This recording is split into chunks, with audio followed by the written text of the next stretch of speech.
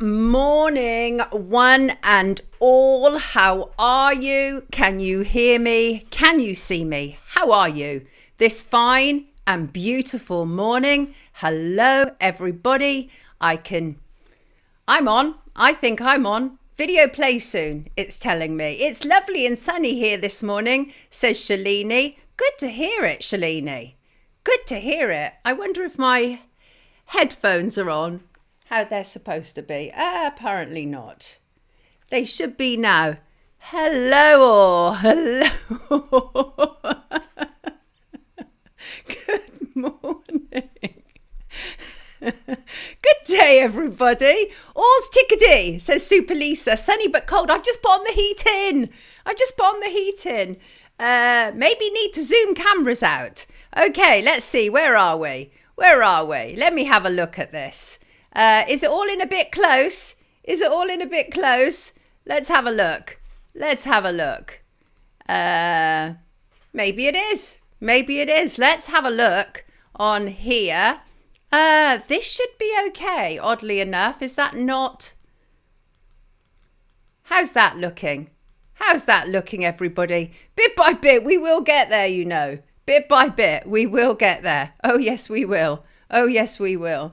And let us go back to this. So, how are we? How are we all? How's that? God knows. It's zoomed in. Close to love. Oh, too close, eh? Too close. Well, I mean, Jesus, this thing is determined to have its way with me, isn't it? It's determined to have its way with me. It really is. How close is close, people? Let me see what it's showing me on the YouTube.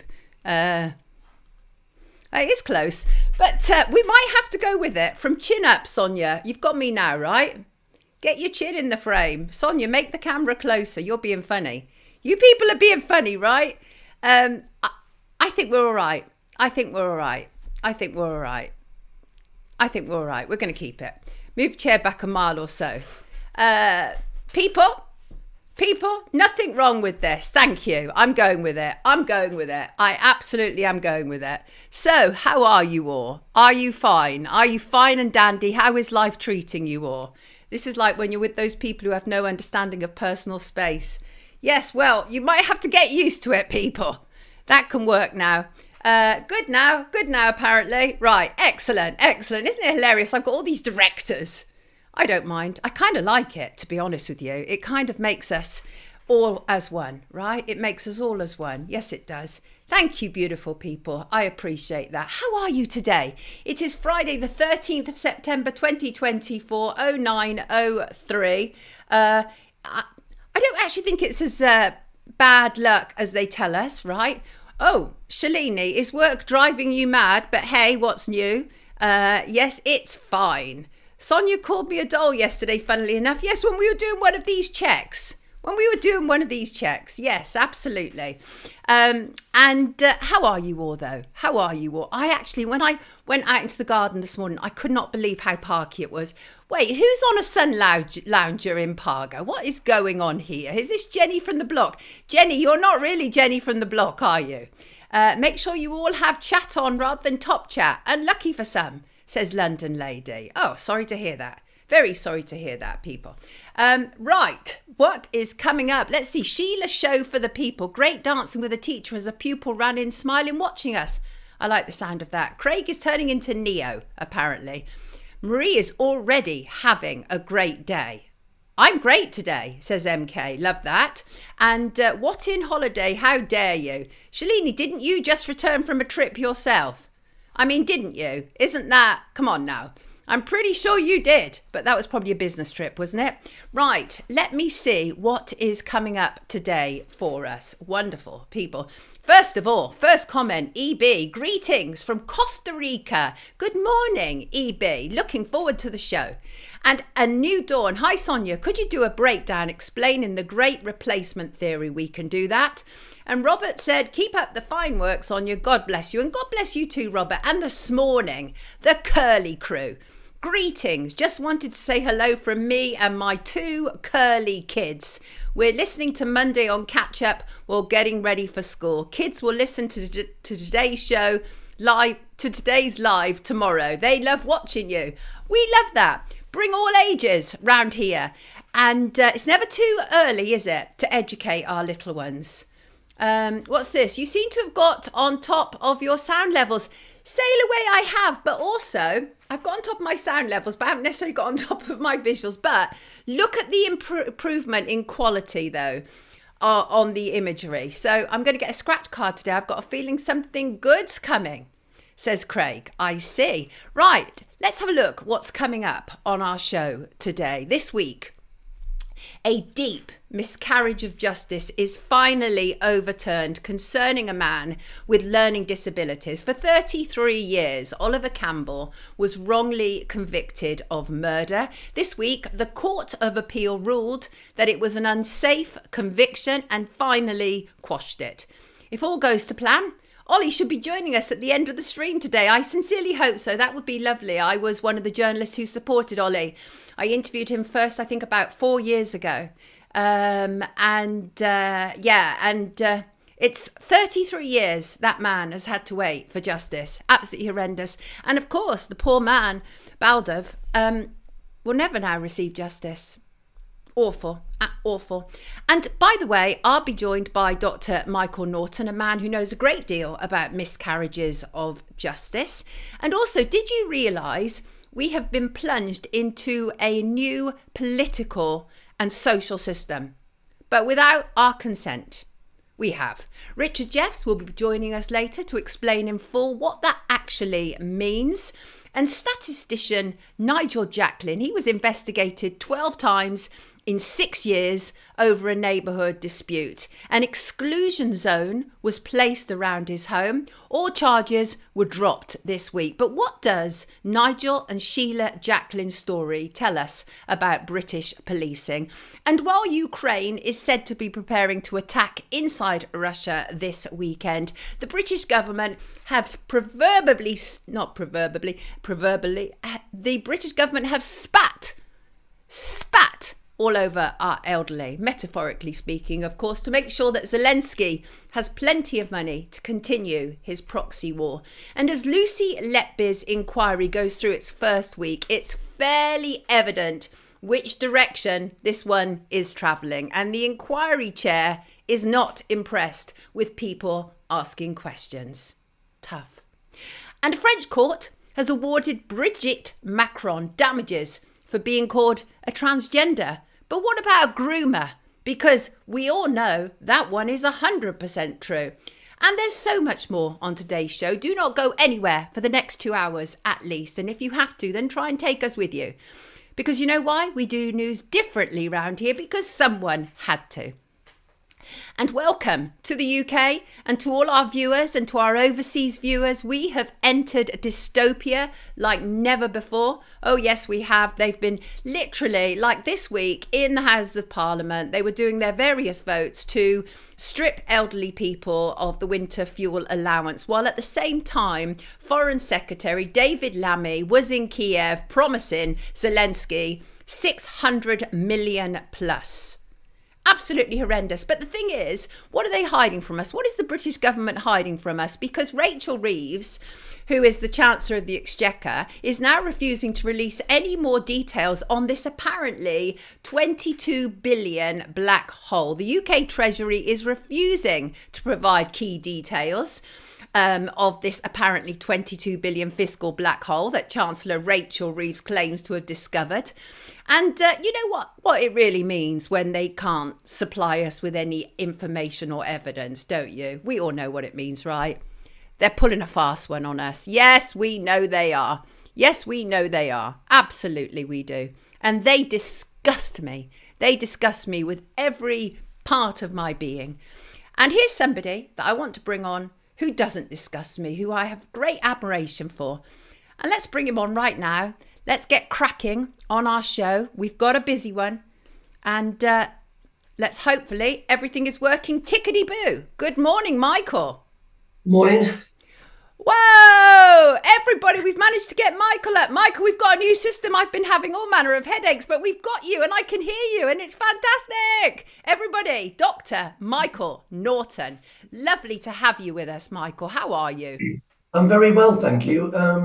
Thank you for having me on again. I hope you're well too, obviously.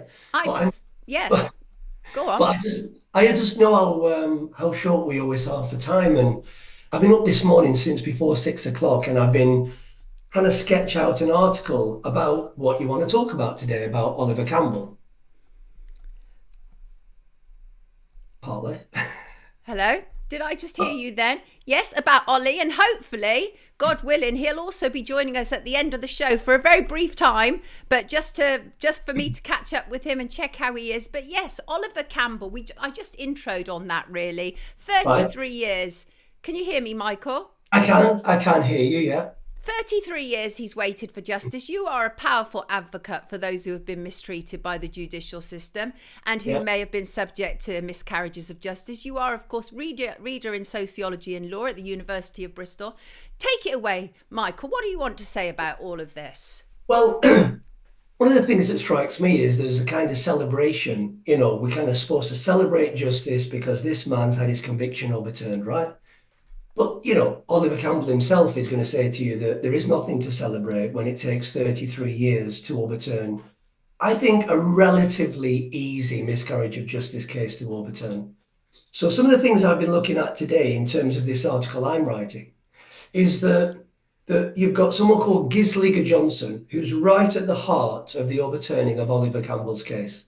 Now, Johnson, if anybody knows anything about miscarriage of justice, he should be given a knighthood. He's an Icelandic scholar at King's College London, but he's been working on, well, sometimes for the prosecution, sometimes for appeals, on the science of false confessions, and coerced confessions for, as far as I can see, more than 40 years, maybe 45 years.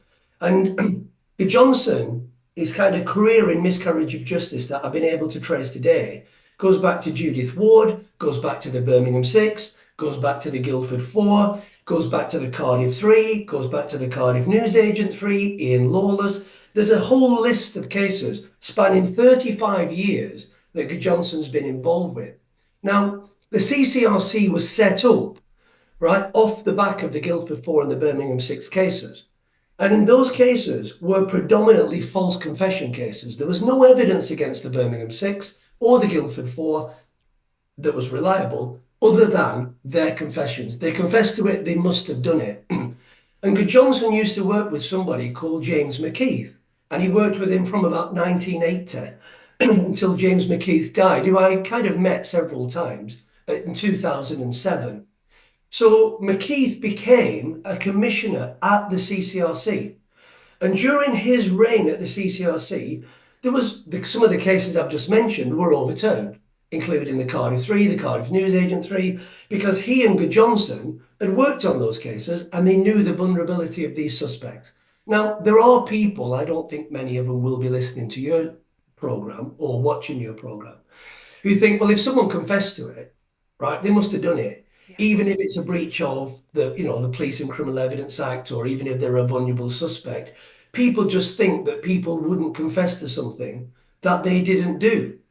But the reason why we've had rules to govern how the police interview suspects since 1912, we had something called the judges' rules, and they were kind of formalised statutorily like a legislation in 1984, which is the Police and Criminal Evidence Act. But even in 1912, right, people being interviewed by the police, right, had to be given access to a solicitor.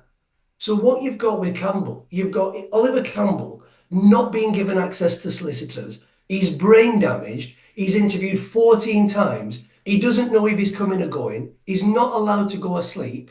This is all the hallmarks of all the cases that McKeith and Johnson worked on, right? And it's taken the CCRC all of this time to overturn this case, and they rejected him in Right. 2005.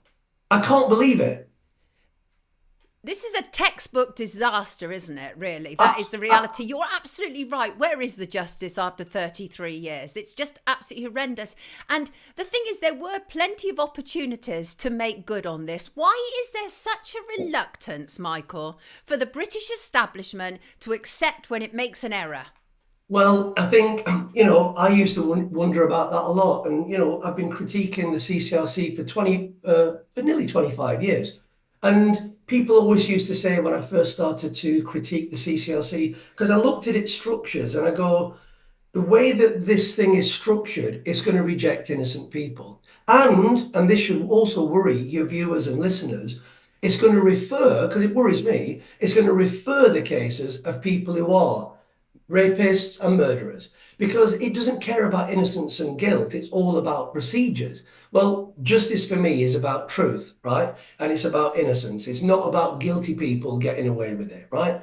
So 25 years ago, when the CCRC set up, it's got this thing called the real possibilities test that we've talked about before, right? And so it just rejects people. And people used to say, "Oh, give it time, give it time." I said, "You don't need to give it time. You can see by the way that it's structured, you can see that it's going to reject innocent people." So we had to give it time. So in that time that you're waiting to have all of the evidence to prove that it does this, there's like scores, hundreds of people who are actually being rejected by the CCRC, not because they're not innocent, but because they don't have they can't kind of tick the procedural requirements to get their cases referred. So the conclusion after 25 years is the CCRC was not set up, right, to help innocent people to overturn their convictions. It was set up to bury the cases of innocent applicants Ooh. because, and this is not fanciful, right? What we always say is, right, if the evidence doesn't fit the theory, you've got to change the theory, right? So the theory everyone's been working on for 25 years is the CCRC has been set up to help innocent people. Right. Well, after 25 years, the evidence is very, very clear. It wasn't set up to do that. It was set up to render wrongful convictions relatively invisible in terms of the public domain. So what we get is we get cases like Oliver Campbell and other cases you know about, Clive Freeman, Bamber. Even if these people overturn their cases after 30 odd years, it gives this impression, right, that wrongful convictions are so rare, right? Because Yes. 1.5 million criminal convictions a year in England and Wales. So we get this impression that out of 50 million criminal convictions in the last 35 years, we get Oliver Campbell. Haven't Yes. we got the best criminal justice system in the world? And all the time, we've got every single newspaper now has changed tack and said, "Oh, there could be doubts about Lucy Letby." But I'll tell you this now, and I'll tell this to people watching and listening. Letby's case, if it's ever overturned, I think it will be eventually because it has to be, it will take years and years and years and years and years. And all of that time, what that means is she's going to be more damaged and more, just as importantly for me, right? And I won't go into details about it, but just as importantly for me, all of those parents who were told that when their babies die, the most vulnerable babies that there are in this country, right, that they didn't just die of natural causes, they were murdered. They're also being abused by this system. Spot on. I mean, I couldn't agree with you more. But what is the solution? Because you're absolutely right. The overall impression is that Oliver Campbell, Andrew Malkinson, and the very few others are absolutely rare. This doesn't happen very often. So we now know that the CCRC is not fit for purpose. Absolutely. But what is the solution, Michael? Well, I mean, The Guardian, not that I'm a great lover of The Guardian particularly, but they did a two-page spread in 2011, and it just said that. It reported some of the research we'd been doing. We had a dossier of 45 cases, and it said the CCRC is not fit for purpose, and we're 15 years on, it's still not fit for purpose. I think the kind of success, inverted commas, of the CCRC and other institutions within our society and other kind of systems is that they're so good from hiding these things from us. So we need more people to know about this so that we can actually get the changes that we need and we deserve, right? So, part of what you do, and it's wonderful what you do, is you keep raising awareness as best you can, and you're doing a brilliant job as far as I can Thank see. you. You are one of the small number of people that keep you're like a lighthouse, just keep saying to people, look, there's all these things wrong. You're ringing a bell. Yeah. And we just need more and more people to listen to you and listen to the guests that you have and then look into it for themselves. We got this kind of thing at the moment that you kind of criticized almost if you go off and research and question the, Well, the that is establishment, right right? there. That is an absolute excellent point, and Lucy Letby is an absolute case in point for that. And the people who dared to voice their concerns after the first set of convictions last August 2023, Yeah, they were so badly demonized, Michael, and it puts people off because, they're called everything, aren't they? They're called, monster sympathizers, murder sympathizers, I get tinfoil hat wearers, the whole lot. And this is often from people who haven't done even a smidge of the research that the people who are standing up and being counted have done, right? So They used to call people like you, they probably still do, and people like, oh Sonia, do you know that Sonia Poulton? She's a truther. And yeah, and I say to people, so what are you? Are you an untruther? yeah. Well, if it's in the Daily Mail, it must be true. And Sonia Poulton, in a bunker somewhere with some tin foil on her head, like you said, right? I've been working on wrongful convictions for 25 years. Wow. One of the things that was said to me in a Chatham House Rules meeting, so I can't say who said it, but I can say what was said.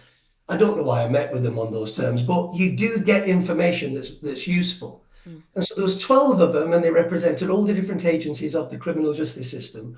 And they said to me, right, we have done our homework on you, Dr. Norton. You are an enemy of the state. And I was like, what?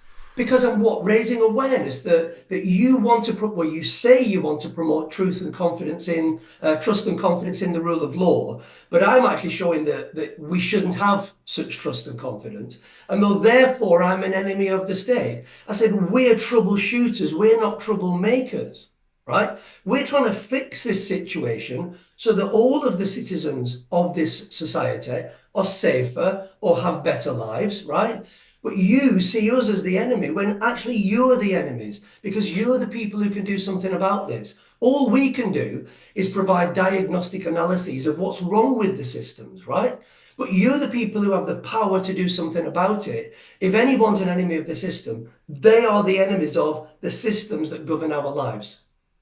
And the thing is that I mean, Clive Freeman is a powerful case in point, really, and obviously a case you are more than familiar with. And Clive has now been inside for what, probably 34, 35 years, a very long That's right. time. Yeah.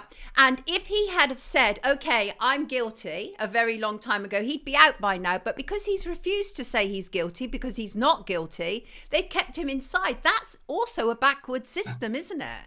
It's a classic form of catch-22, right? Yeah. If you want to get out, and people have come to me and said to me, I was in prison for a crime I didn't do. My wife and family said to me, just say you did it and come out. And then once they do that, let's just take them at their word. I don't always believe them, but let's just take them at their word. If you do that, you will never overturn your conviction, right? Because you've admitted it. So you get people like Clive, and he's not the only one. There's literally hundreds of people in prison where the parole board don't know what to do with them because they won't comply with what's being said. They're like literally square pegs in round holes. And when they show that level of integrity and they say, I'm not gonna admit to something I didn't do, certainly not something like a flipping murder, right? I'm not a murderer, right? We punish them even more. Like, even if you just say, I didn't do it, why can't you be released after your sentence? Because you know what? Rapists, paedophile, murderers, right? When they say, I did it, I'm a rapist, I'm a murderer, I'm a paedophile, they get let out because by admitting it, what they're showing is that they're less of a risk of reoffending. But we know that's not true, right? Because statistics show that the lowest category of reoffender, literally, they don't ever reoffend ever again, are people who say they're innocent in prison. But they don't want to hear that because that's contrary to their system, our system, but the system that they run in our name. So, I've been pumping stuff out. I've got a website. I've got my own personal website.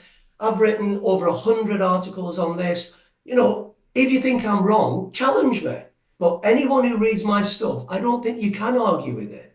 So educate yourself because this will affect you. It is affecting your life, even if it's only in terms of the hundreds and hundreds of millions of pounds a year, which is being spent keeping people in prison who shouldn't be there.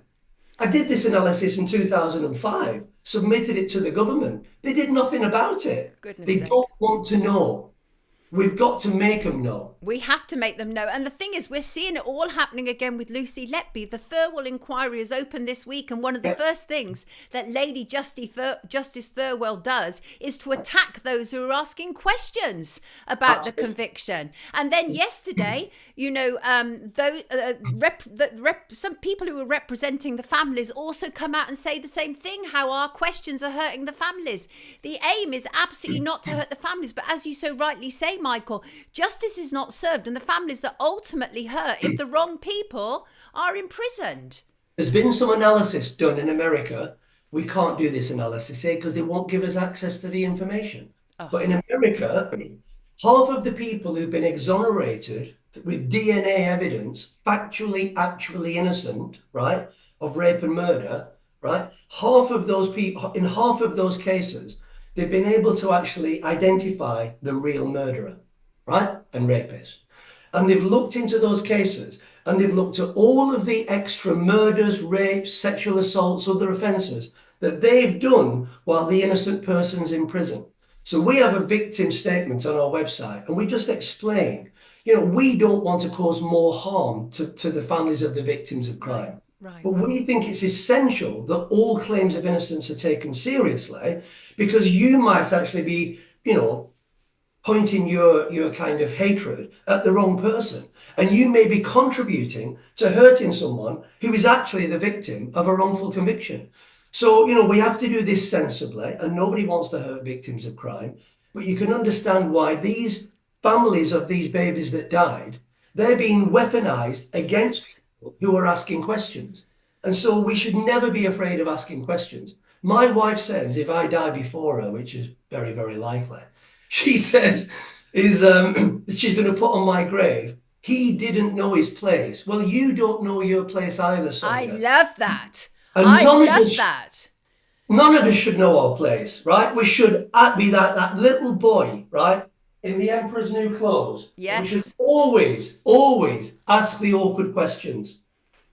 I love that. I'm going to read you some of the comments. You've got everybody going, Michael, which is absolutely wonderful. Just what we want. Carol says exactly, Michael. And if people don't stand up and say something, they are sending their children and their children's children into a hellish existence, far worse than they are knowing and seeing now. And Greg makes a good point, Michael. Our prison system is also privatized with prisons run by companies like Serco and G4S. So it's prisoners for profit. How much does that play a part, Michael?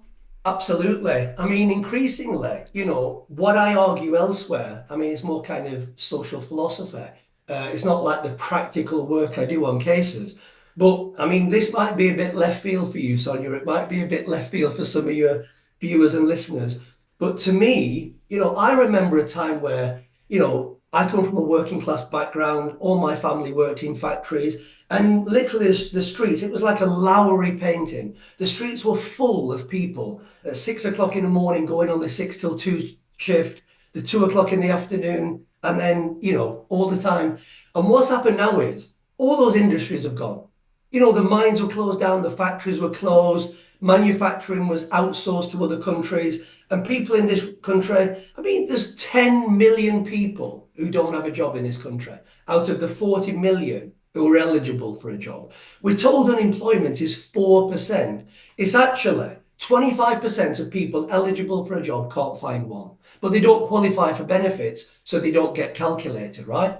But here's the thing. I think now the new industry is like the poor have become a functional utility for the middle class and the rich. And so what we do is they just make up new acts to be labelled as crimes, like eating food out of a bin if you've been sanctioned off your benefits. And so you take some waste food from a dustbin, you could pay a fine of £150 and not go to prison. But obviously you don't have that money, otherwise you would have bought the food. And then what happens is people feed off you, they live off you. We get these community navigators, we get counselors, we get prison officers, we get parole board officers, we get lawyers, we get police officers, we get counselors. And all of these people are living off this subject, this poor person. And so Yes. what we do is we see more and more privatization, whether it be health, whether it be criminal justice, and they've got a vested interest in these problems existing, right? And so, of course, they don't want to let people out. That's why they've got the biggest prison building project at the moment that there's ever been in this country's history. And people are saying, why are you building all these prison places? Well, the thing is, as AI comes along, this is my prediction, there'll be more and more people displaced from the workplace. There'll be more and more social problems. The government won't want to invest in that because there's nothing coming back in taxation. So they'll be putting more and more people in prison. You're absolutely right. And that's not too left field for me. I absolutely know how it works. You're absolutely spot on right. I love how passionate you are this morning, Michael. Thank This is you. exactly the kind of stuff we need. You're absolutely right. Do not know your place, people. Right? Never, No. never know your place. Create your own place. Absolutely. Everybody. Unless, of course, it's your daughter. And then you just got to keep your mouth shut. Understood. I've got you. Listen, thank you so much for joining us this morning. Really important, powerful overview you've given us of the situation. Very, very much appreciated. Loads of great comments here. Thank you, Everybody, Sonia. pleasure. Everybody, this is wonderful. Keep up the fantastic work. Thank you. I appreciate that. Yourself as well, Dr. Michael Norton, everybody. I will put links to his work in the description at the end of the stream. Take good care of yourself, Michael. Lovely to have you with us. Bye-bye. Wonderful. Absolutely wonderful. And we need more of that. We absolutely need more of that. And I love it. I love it. I love the power and the passion. Oops. My camera's just gone funny, hasn't it? Look, it's just gone funny. Right, I'm going to let in my next guest, right? And then hopefully my camera will go back to being okay again. Oh, it's having a little moment. Let me just see if it's a little bit squidgy. Oops, there we go. Hopefully that should be fine. I hope so. Let's just see if I can bring back my guest. Okay. Any second now. Hopefully, Nigel is with us. Good morning, Nigel Jacklin. Good morning. It's a beautiful sunny morning down here by the beach. Is it lovely and sunny where you are? Yeah, the beach is just over there. You're in Bexhill, aren't you? East Sussex. Yeah, we're in a small hamlet called Norman's Bay. So it's slightly outside, very remote. Nobody knows we're here, really.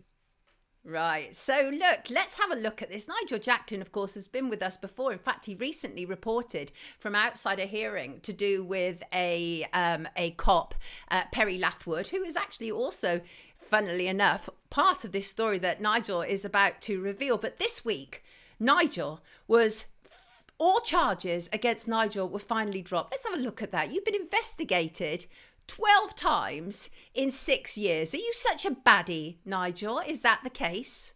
I think Sussex Police and a couple of other couples in the village would have us out to be baddies. And in fact, when we first spoke to the chair of the police scrutiny meeting in 2018, he said, "So the police have decided you're the baddies."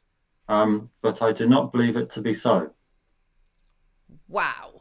Right. So let's unpack this a little bit, because some of this story is really hard to believe. Of course, it's been all over mainstream media, and it all sounds a bit out there. So you live by the sea, as you say. You moved there in 1992, a beautiful location by all accounts, which is absolutely wonderful. But your trouble started in 2018 when you were banned. People, I'm not joking here. When Nigel was banned from looking into his neighbour's home. And you also had an exclusion zone as well. Talk to us about that. What on earth was happening? So that was a community protection warning letter, which was the kind of new ASBO. And we got that after a police interview in 2017. And the lead up to that, Sheila, my wife, was in the car park just in front of her house picking up litter. And this man was shouting at some people in the car and then came over and threatened her. she said, "That's threatening behaviour. I'm going to report you to the police," which she did. And that man turned out to be Perry Lashwood, the Metropolitan Police officer who was recently convicted for assault. Interesting, very interesting. So Perry was right there really at the beginning of your story. So that is interesting. But what Yeah. happened in terms of you being part of an exclusion zone? That's peculiar. Yeah, so we had problems with the New Weekender neighbours since 2013. We had taken Sussex Police's advice to go civil and had done a subject access request, but that took 12 months to respond to, and in the meantime, the Lashwood incident happened. Um, in the interview that led to the warning letter, we were asked about things that hadn't happened, which the neighbours hadn't complained about before, but seemed to take the complaint above the threshold for action, if you know what you mean. I mean, so miraculously, these new complaints had appeared after the two couples met each other. One of them was about physical damage to CCTV, for which no CCTV evidence was provided, as far as we could see.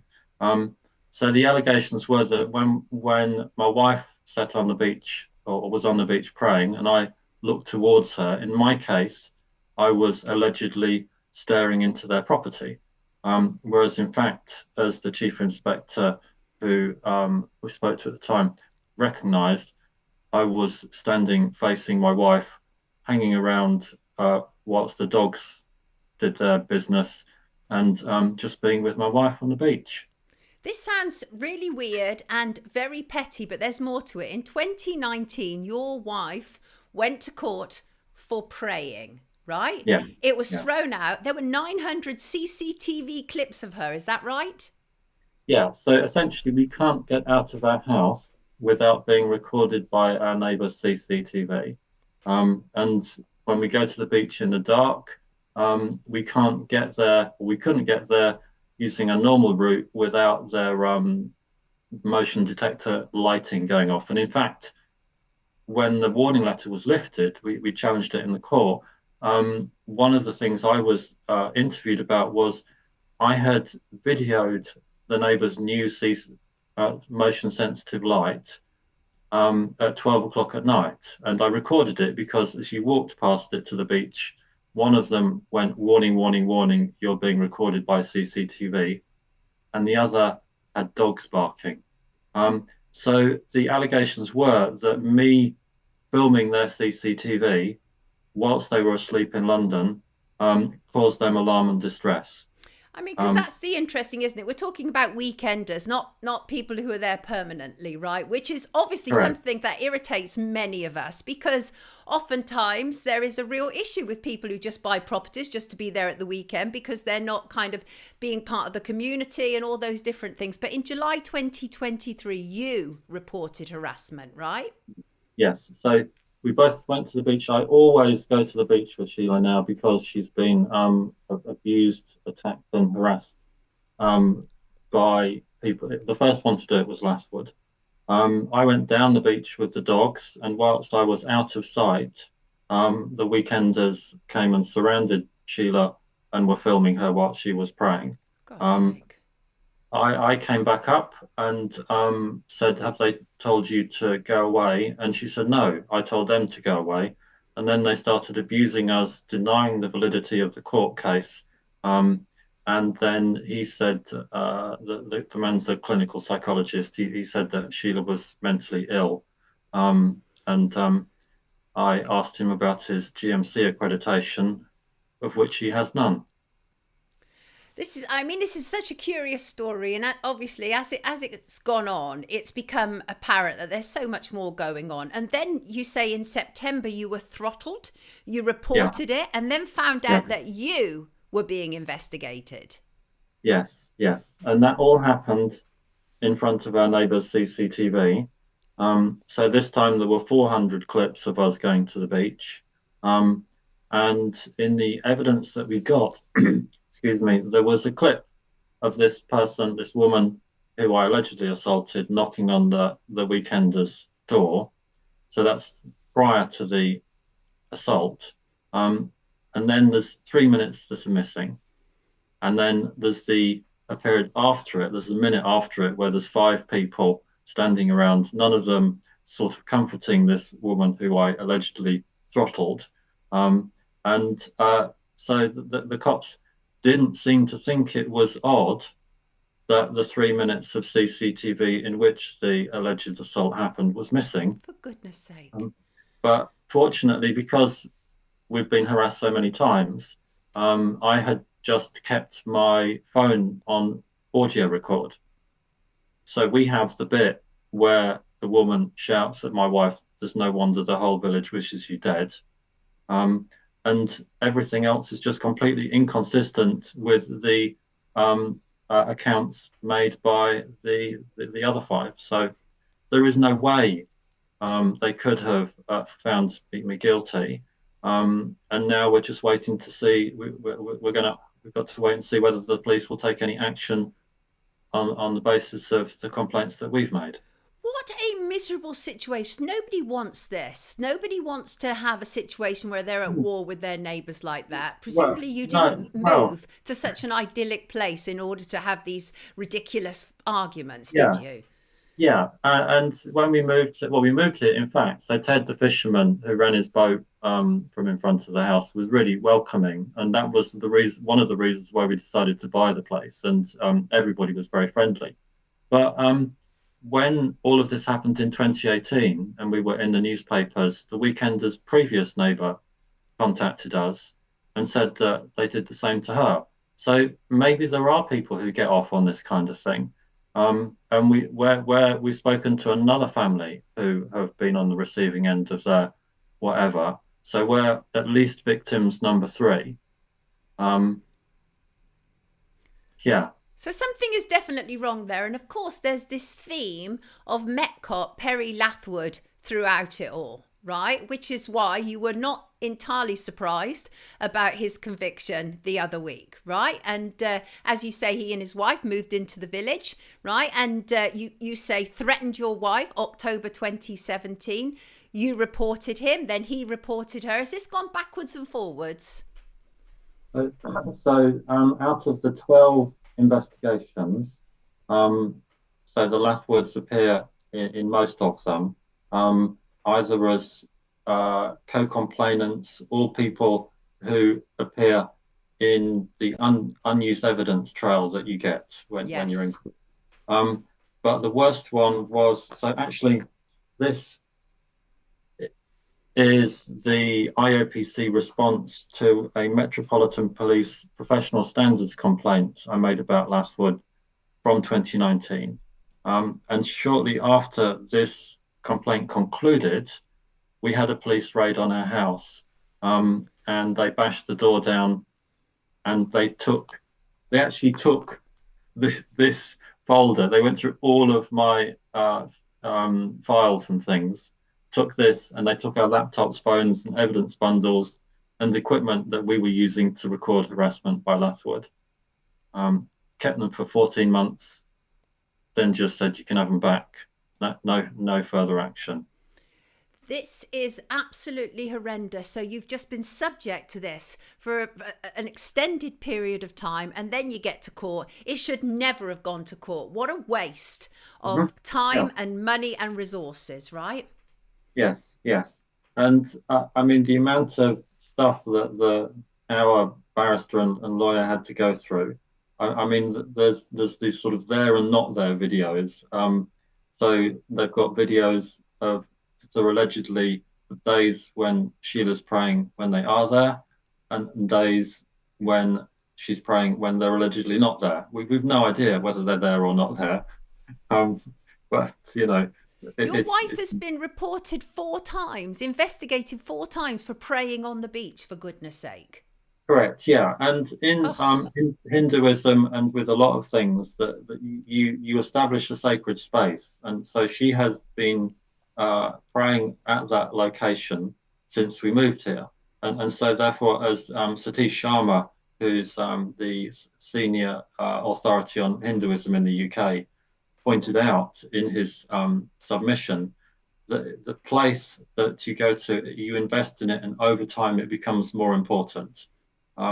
And so the allegations are that the mudras, the gestures that Sheila does, were what Satish referred to as a indigenous gesture of contempt. Excuse me, but she does that with her hands, put them up to one side. The allegation is that she's doing that. Oh, for goodness sake. This is absolutely, unquestionably a misuse of police time, and exactly why you stood in the election, right? Was you wanted to highlight abuse of police power.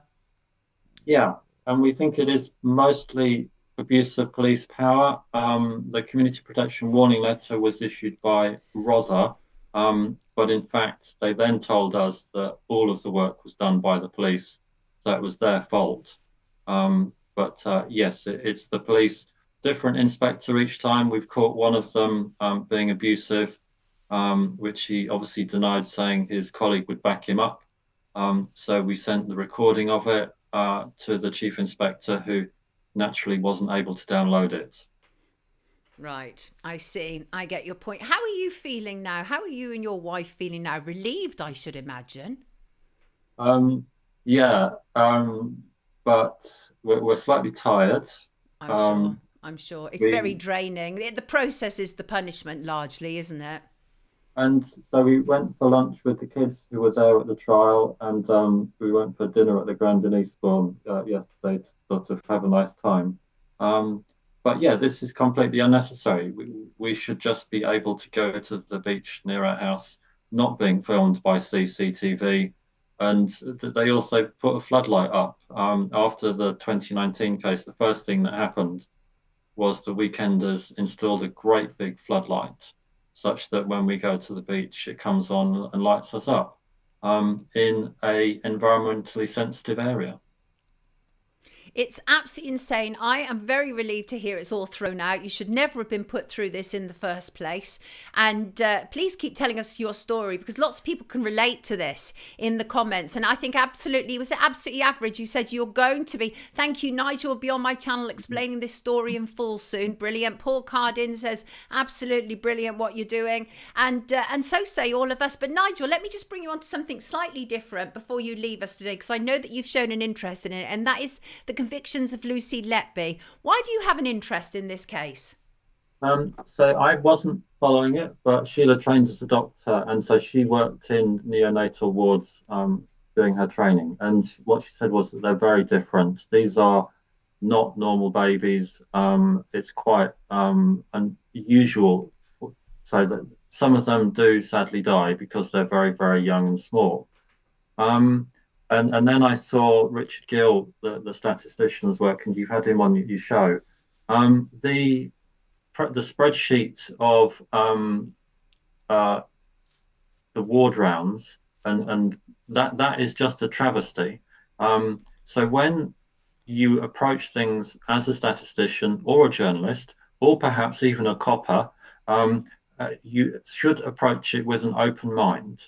And that spreadsheet, which showed occasions when there were deaths and instances of concern, all of which had Letby present, was missing rows underneath with incidents and deaths in the same period when Letby wasn't present.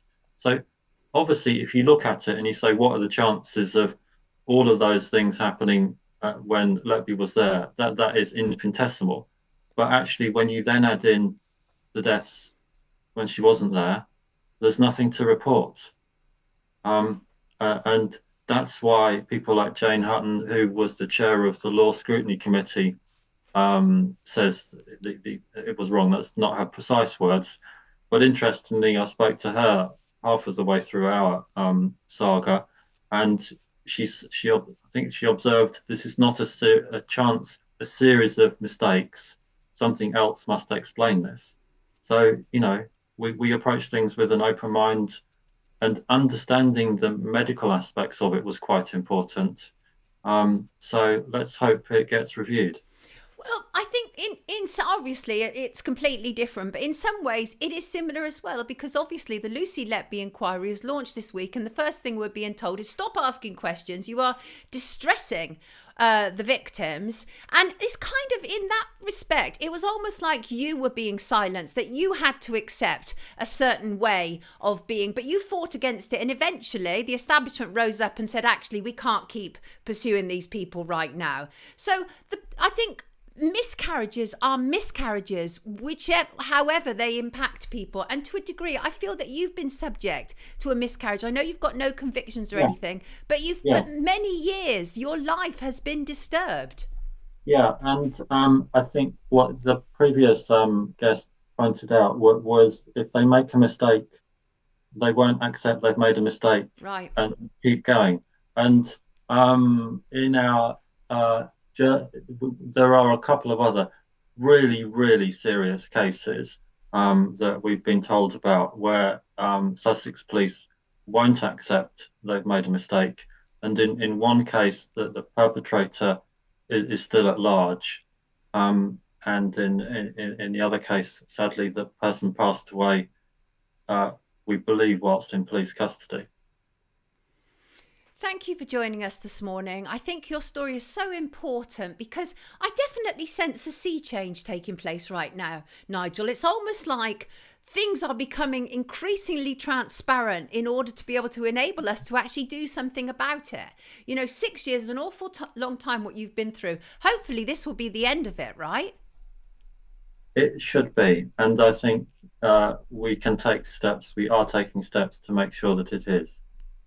Everybody, this is Nigel Jacklin, and this week a court ruled that he and his wife really have nothing to answer to and threw out all the charges. Thank goodness for that. Sanity at last. Thank you, Nigel. God bless you, says Shalini. And so say Oliver. Shug said the veil is lifting. Oh, hopefully. I'm sure your wife would agree with that sentiment.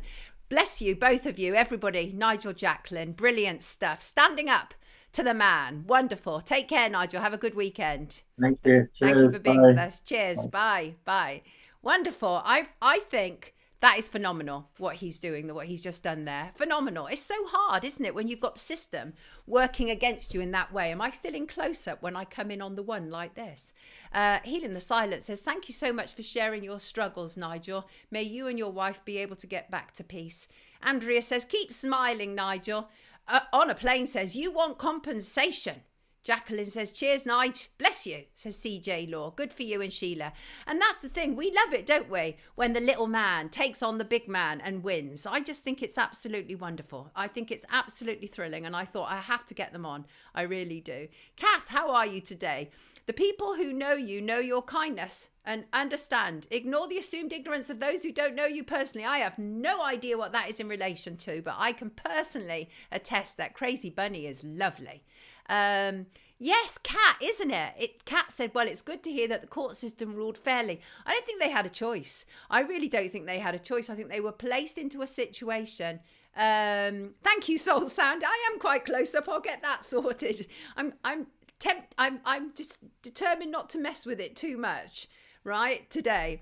Anyway, well done, Nigel. Thank you. Really brilliant. I think all that kind of stuff is inspiring to the rest of us because it shows that we can actually do something, right? We can actually do something.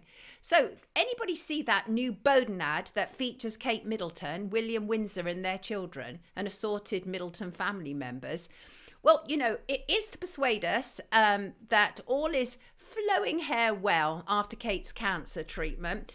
Whatever they are going through, I obviously do not wish them any harm, but I am sick of them trying to be relatable. They are not. They can never be, particularly in a week when winter fuel allowance has been cut. Why is that just suddenly what just happened there? Did anything just suddenly happen there? Probably. All manner of things are switching. So it's fairly grotesque. I just can't, it's just all too... everything in the garden is wonderful for us, that sort of thing. And that it's so slickly produced. And it's actually produced by somebody who's fairly new to their social media, a guy called Lee Thompson, who was appointed as their PR chief in 2022.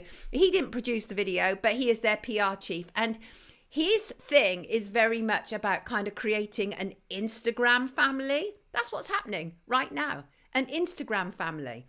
What is wrong with you, Tartan? What's going on? Bowden tops, blue and white stripes. Don't believe. says Christine. So Richard Eden, who is a Daily Mail correspondent and as royal a correspondent as you can get, he's actually saying that there are noises from inside the palace where people are not happy about it. And in fact, he quotes, all that lying around, hugging and kissing, they're not soppy teenagers. It felt manipulative. It's the sort of thing that Meghan would make, apparently. All the time, effort and expense put into making that video could have been much better spent elsewhere. Why not visit other women being treated for cancer? That's what Diana would have done. Well, I'm loath to say that we should do what other people do, but I found the whole thing really sickly. And as I say, especially in a week when, one, we're giving away £600 million to the Ukraine, and two, we are cutting winter fuel allowance for 10 million pensioners. And then we get all of that. Everything in the garden is rosy. I'll tell you what the royals never have to worry about, and that is to decide whether they should eat or heat, right? No, because they have multiple homes to choose from, extreme privilege, and we pay for it. So I don't want to see their videos. Frankly, I don't want to see them.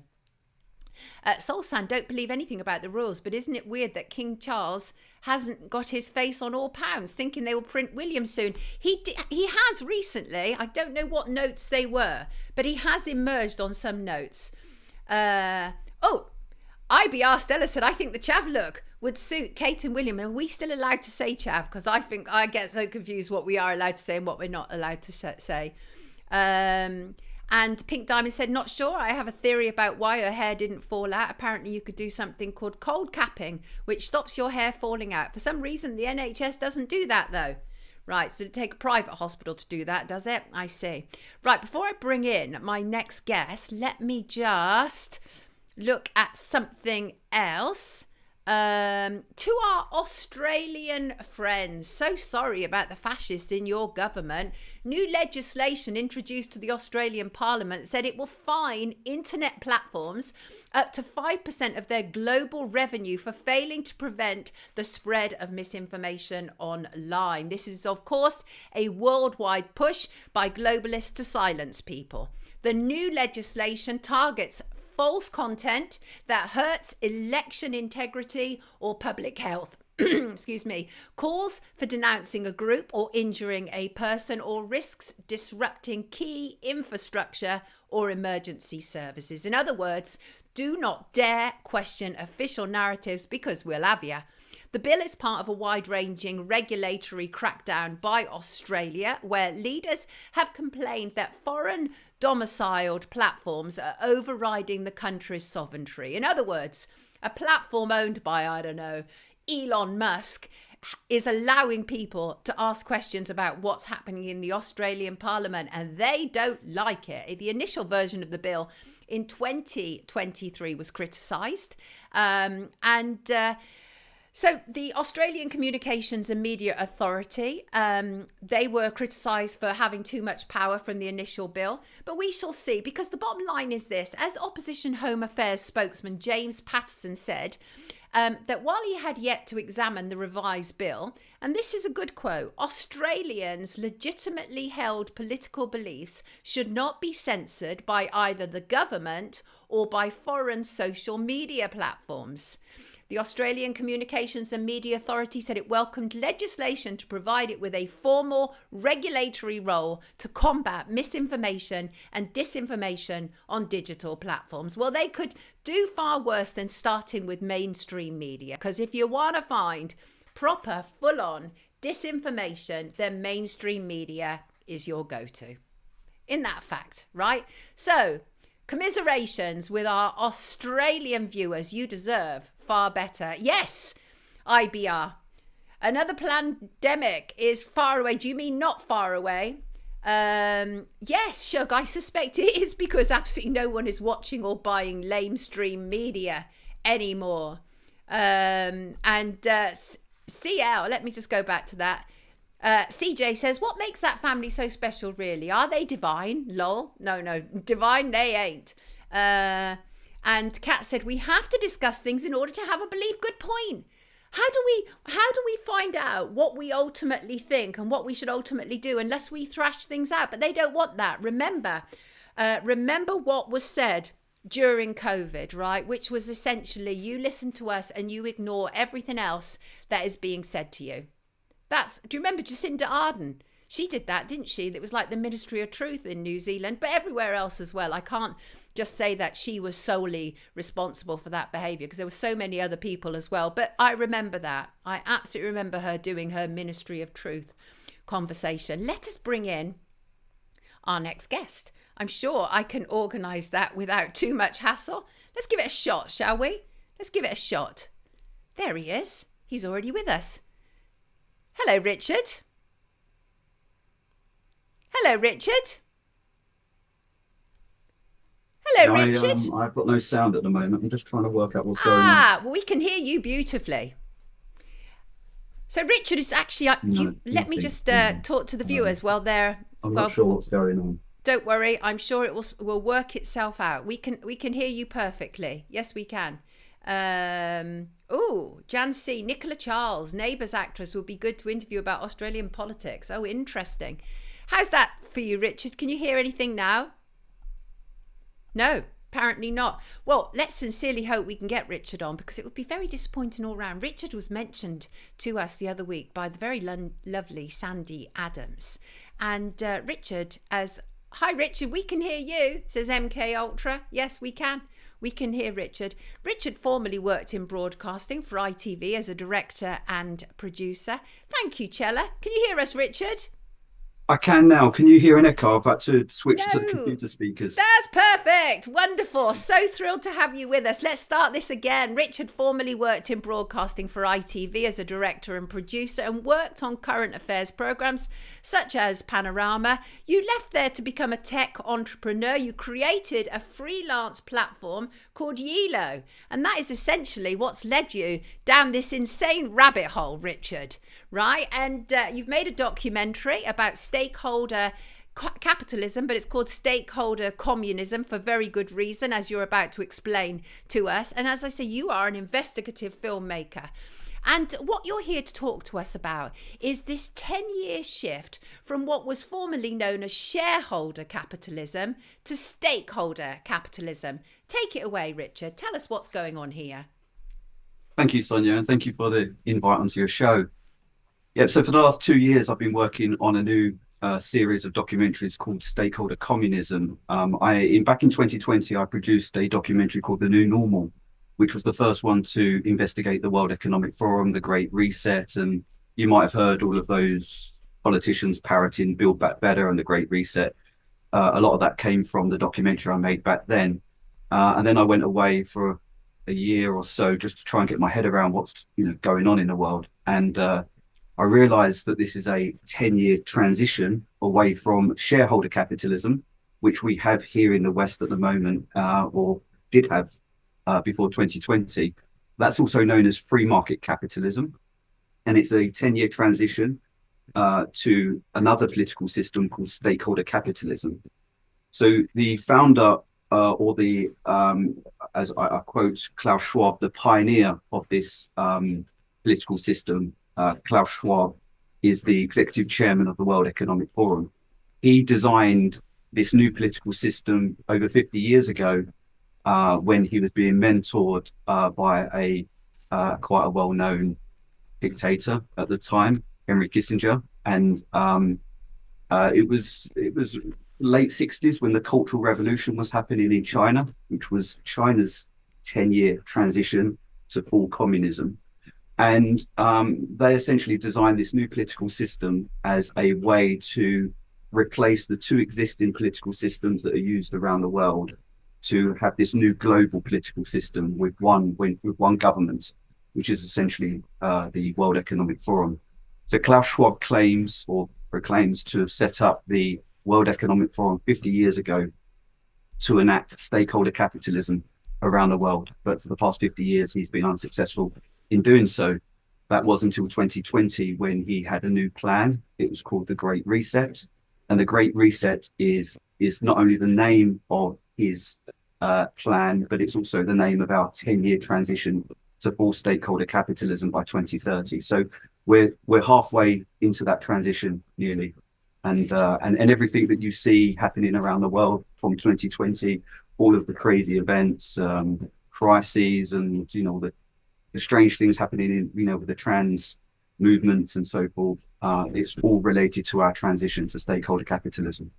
This is a section that we call 2030, there's that year again, for exactly the reasons that Richard has just outlined. And a lot of this, Richard, is happening without actually the vast majority of people realising it's happening, right? So what we're talking about there, when you say about, in terms of trans, we're also talking about the green agenda, aren't we? The whole issue to do with climate that is being forced on us, 15-minute cities, all of that is all part of stakeholder capitalism, isn't it? That's correct, yeah. So just to provide a little bit of information about what stakeholder capitalism is, and then I'll move on to its two main policies, which you've just identified, which is inclusive and sustainable. Inclusive meaning all the trans, Black Lives Matter, the diversity, equity and inclusion policies. And then you've got the net zero policies, which comes under the sustainable. But I'm just going to go back slightly and talk about what stakeholder capitalism is. So Klaus Schwab, who was the pioneer of this political system, he describes it as replacing the two political systems that are used around the world. In the West here, we have shareholder capitalism, which is also known as free market capitalism. And in the East, in China, they have state capitalism, which is also known as communism. And so the first word in both the shareholder capitalism and state capitalism represents who acquires control. So in the West here, we have shareholder capitalism, and that gives us shareholders, the people who own businesses, control. That's why it's also called free market capitalism, because we have the freedom to trade with whoever we want to.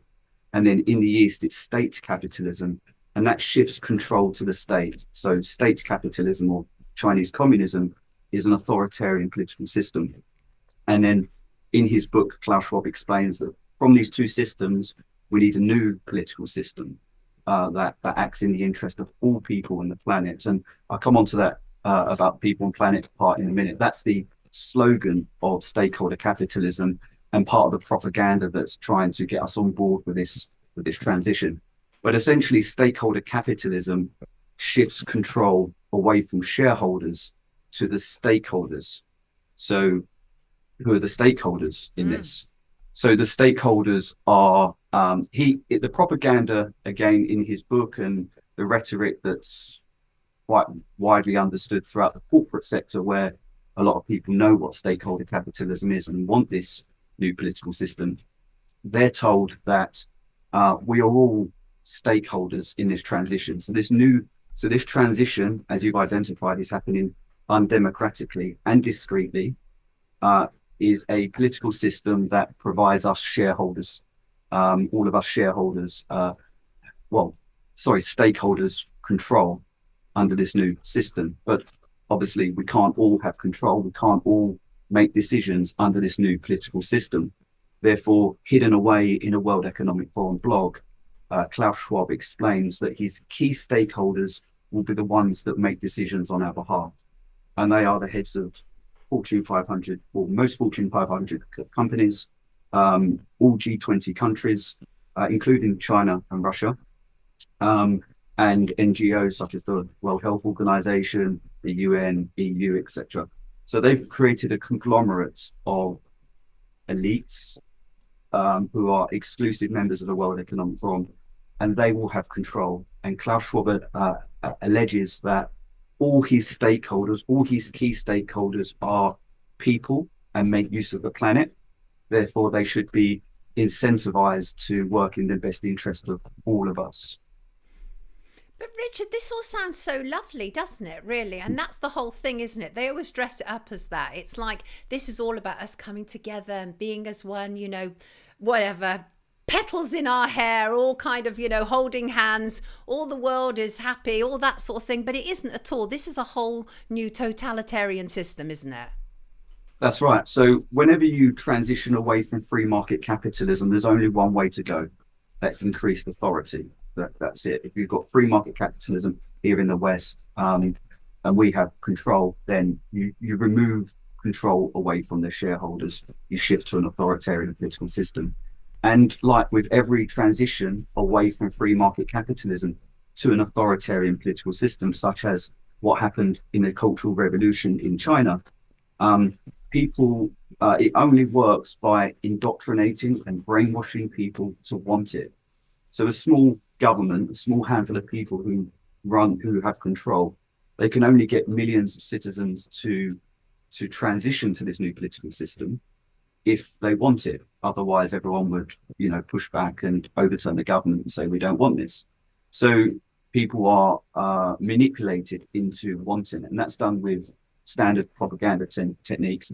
It's actually done with Marxism. That's what happened. I was just getting, these people are Marxists, aren't they? I mean, that's the bottom line, isn't it? Well, it's a playbook that's been used for generations to indoctrinate people into moving away from free market capitalism.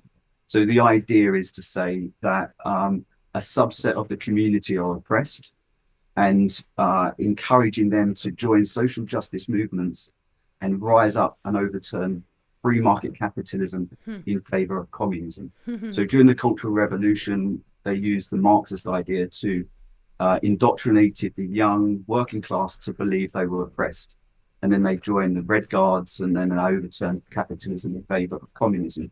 So during that time when Schwab was pioneering this new political system, he's obviously seen this as very effective, and he's incorporated this into his new political system, or into his new plan called the Great Reset. And but instead of targeting the working class, which is the common Marxist idea, he's targeting us based upon race and gender. And of course, he's over the years, they've pretty much targeted everyone, feminism and so forth. But essentially, it's saying that Black people and trans people are oppressed by shareholder capitalism, by free market capitalism. Right.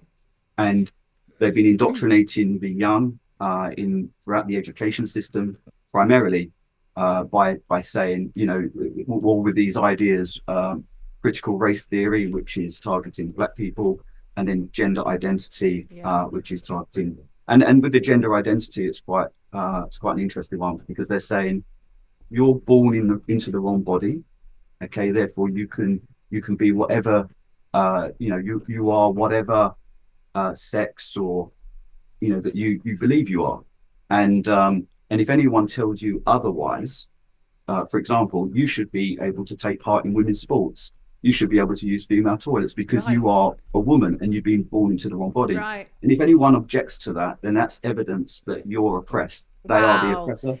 It's so clever. We've always said, because I started looking at the whole trans thing in 2018. It's so clever in a way, really, because obviously a lot of the people that trans-identified males are. I mean, this is a top-down thing. That's the thing, is they wanted people to believe this was grassroots. This was coming from the ground upwards. Not at all. There's a lot of money in this, right? So that's transhumanism. That's part of the agenda, is it?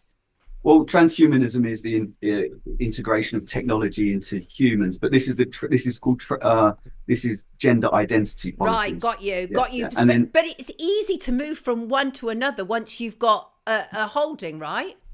Yeah. So what they're doing at the moment is you saw with the Black Lives Matter movement in 2020 when they enacted stakeholder capitalism and the Great Reset plan.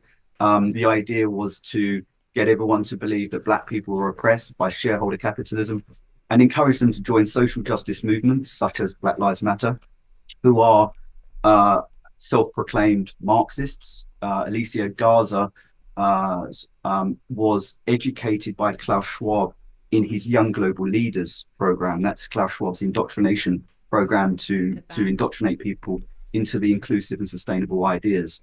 And her co-founder have announced, and she's, there's video of her saying that they're both trained Marxists. So the idea really was for people to join Black Lives Matter, go out, riot, overturn capitalism, which is destroying businesses, looting, etc., in favor of a more inclusive political system, a system that so stakeholder capitalism, it's inclusive policies. So this is essentially what's happening.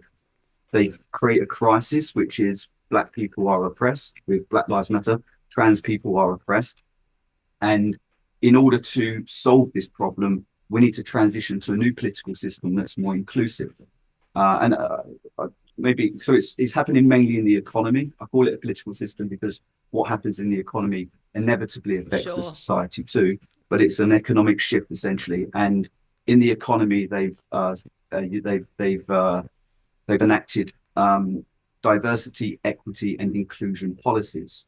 Now, this is a stakeholder capitalism policy, and what that's doing is saying we understand that Black and trans people and people with diversity are oppressed, and then we need to prioritize job opportunities to people who are oppressed. So we want this transition to stakeholder capitalism because it makes the world more inclusive, and a lot of people are on board with that idea. According to them. So what role does AI play in all this? Do you mind if I just come back to that in a second? That's Yes, that's sure. part of the Great Reset transition Right. to stakeholder capitalism. They're using. I'll come back to that in a second. But Please the do. second part of that is sustainable. Just while I'm on the Yes, absolutely. policies. Go for it. Yeah, sure. So the second policy, sustainable, is it telling us that that climate change poses an existential threat to humanity, and in order to make the world more sustainable from climate change, we need to shift away from shareholder capitalism to stakeholder capitalism. And of course, it's shareholder capitalism that is the problem. You know, that's what's causing climate change. So we need to remove this and shift away to a more inclusive political system. And Klaus Schwab designed the net zero policies, which are being enacted around the world, in every country. Most people think that it's just our government policy. No, it's coming from a very centralized place. It was designed by Klaus Schwab. Net zero is stakeholder capitalism, sustainable policy. And net zero essentially is removing anything that emits carbon by 2030, which is the date when we reach full stakeholder capitalism. And the purpose of that is to remove our freedom to travel, our freedom to eat meat and so forth, because it's essentially saying everything that we do that emits carbon, which is what we're doing right now, using electricity, talking, is hurting the planet. And therefore, in order to save the planet, in particular travel, we can't own petrol or diesel vehicles. We're not allowed to fly on planes anymore. So all of these activities will need to be banned, including eating meat, because cows emit carbon. And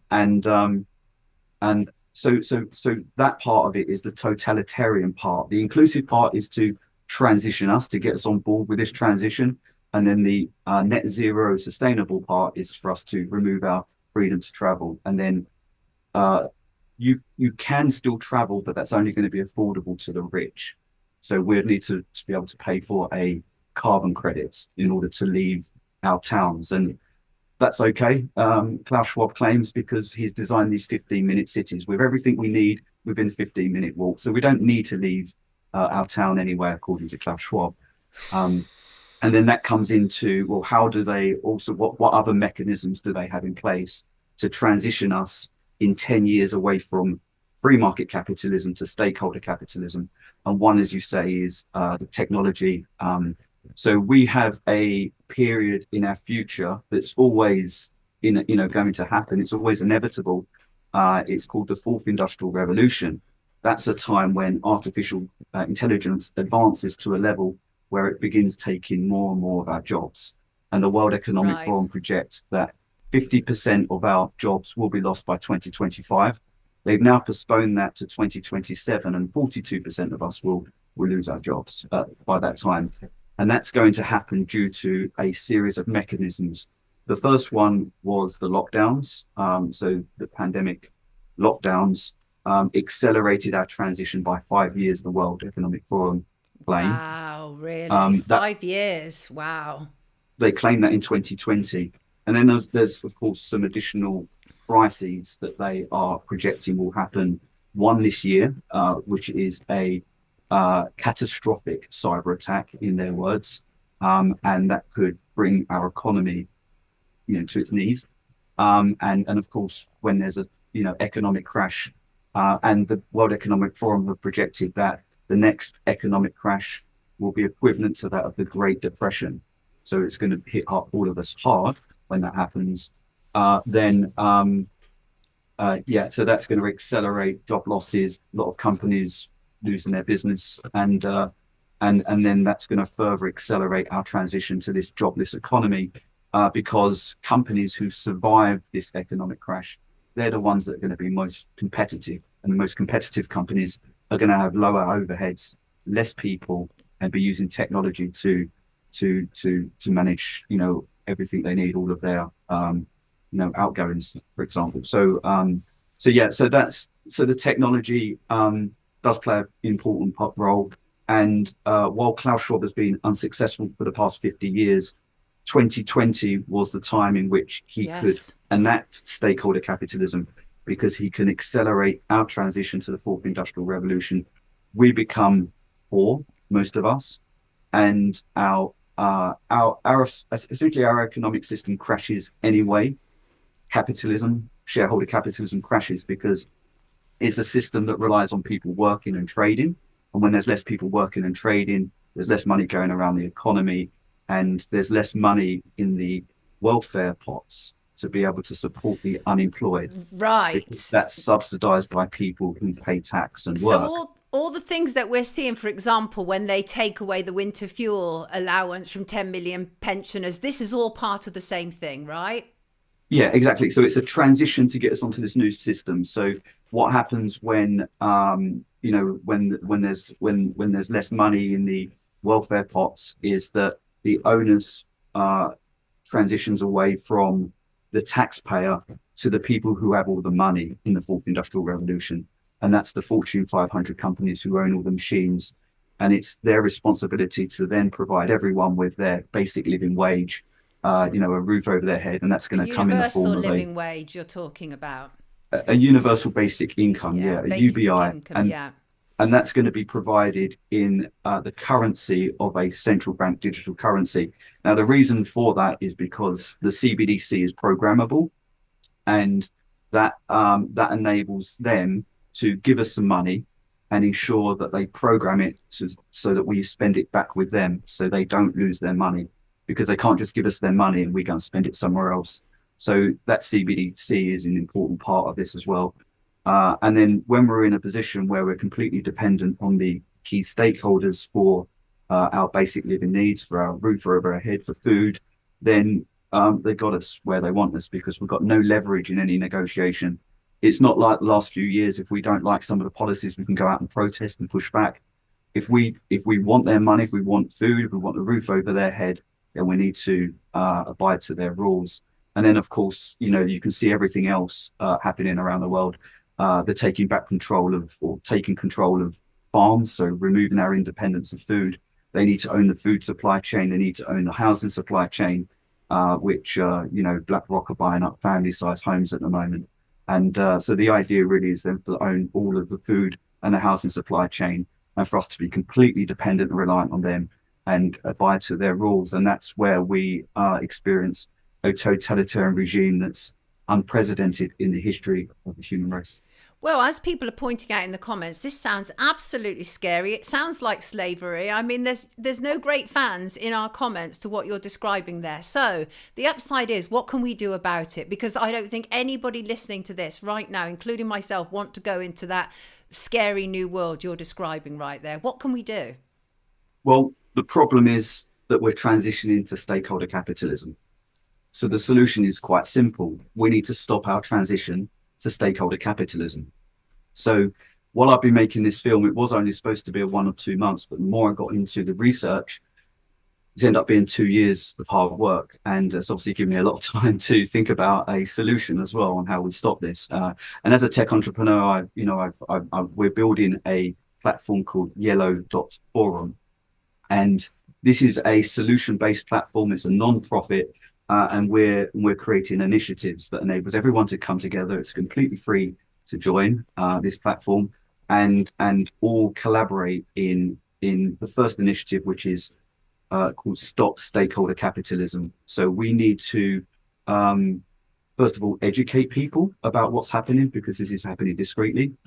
And I've been pouring my heart and soul into making this documentary series that proves irrefutably that we're being transitioned away from free market capitalism to stakeholder capitalism and other political system, first and foremost, is happening undemocratically and it's happening discreetly. They're red flags that everyone should be able to pick up on straight away. It doesn't matter how indoctrinated you are by the inclusive and sustainable ideas or how woke you are.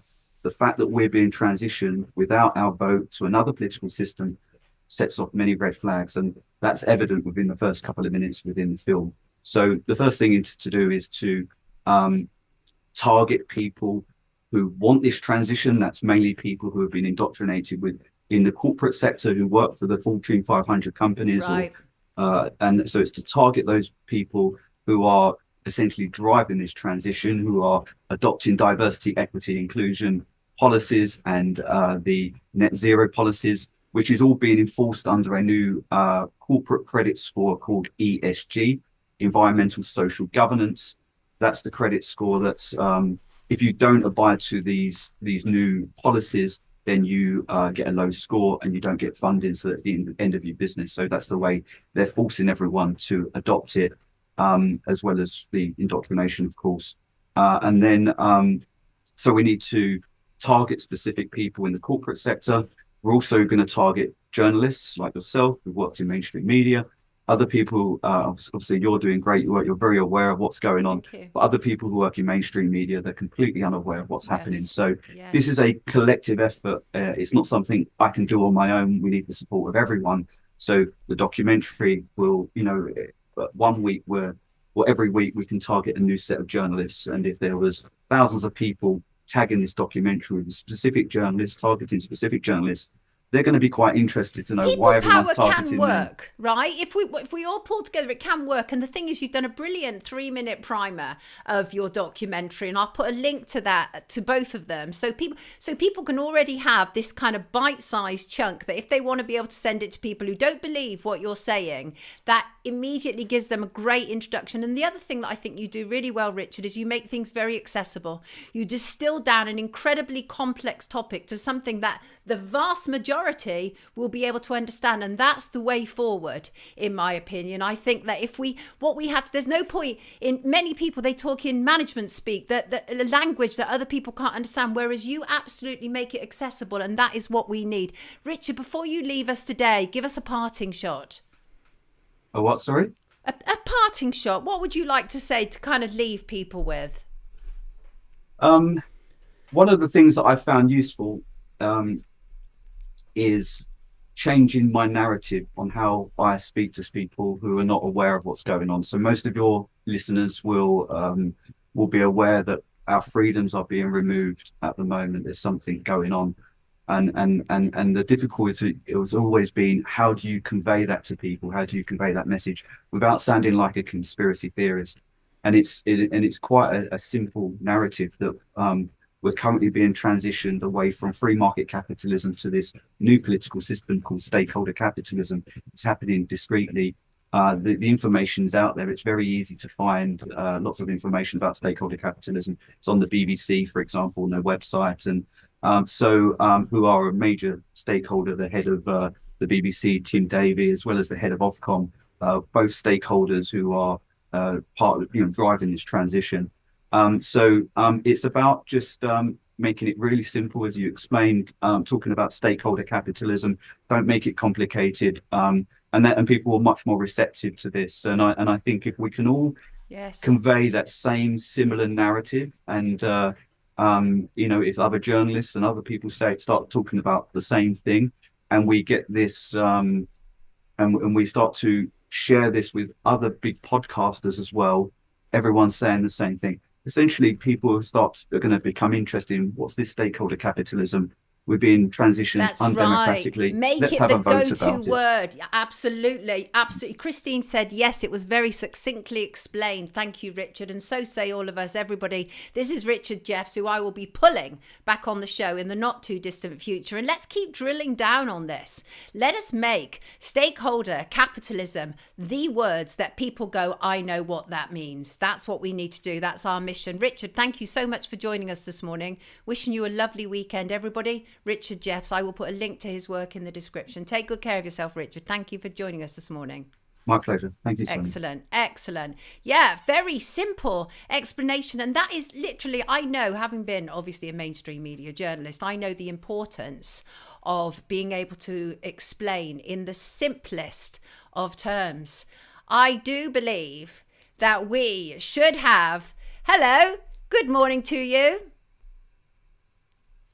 Can you hear me? Oh, we haven't got a sound. I can see Oliver Campbell on the screen for starters. Hello, Teresa. There's no sound there. There's no sound at all. Ooh. Maybe go back out and come back in. And I can't. Let me see if I can send them a message. Ask all to unmute. Let's try that. Has that helped? Hello? Hello there? Hello there? Well, let me, while we're just waiting, hopefully, for them to be able to sort that out, let me just send a message saying go back out and maybe come back in again, because that sometimes jumps it into action, doesn't it? Hello there, Teresa. Can you hear me? Go back out and come back in. That might work. See if they can get that message. Hello there. Hello.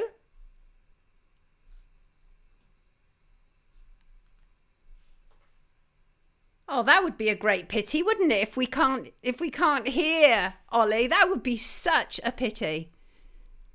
Oh, right. Well, look, I'm going to carry on talking about something else while they just fiddle with that, because it would be such a pity if we can't bring them in. Such a pity. I really want to be able to say to Oliver, well done. But there is no actual sound showing up on their. I've got a funny feeling they're probably not sure how to use this Zoom, which would be a pity, a real pity. Yes, everybody, let me read you some of the comments, right? You're welcome, Yellow Forum, welcome. Hiya, Oliver and Teresa, grand rising to you, says Soul Sound. Oliver, well done. Oh, what a shame. Yeah, Chris, absolutely. Somebody needs to help them with their mute button, because I keep sending messages, but I don't think they're receiving it. I don't think they're receiving this message. I am going to do the unusual thing of, I wonder if I can call them. I'm going to, oh dear. Oh, isn't this just such an awful pity? This is such an awful pity. Hello. I've got a funny feeling that lady, Teresa, doesn't actually know which button she's pushing, bless her. She's just pushing any. Call them. Well, the problem is I'm not sure if I can. I'm going to try here. Try and call here. Let's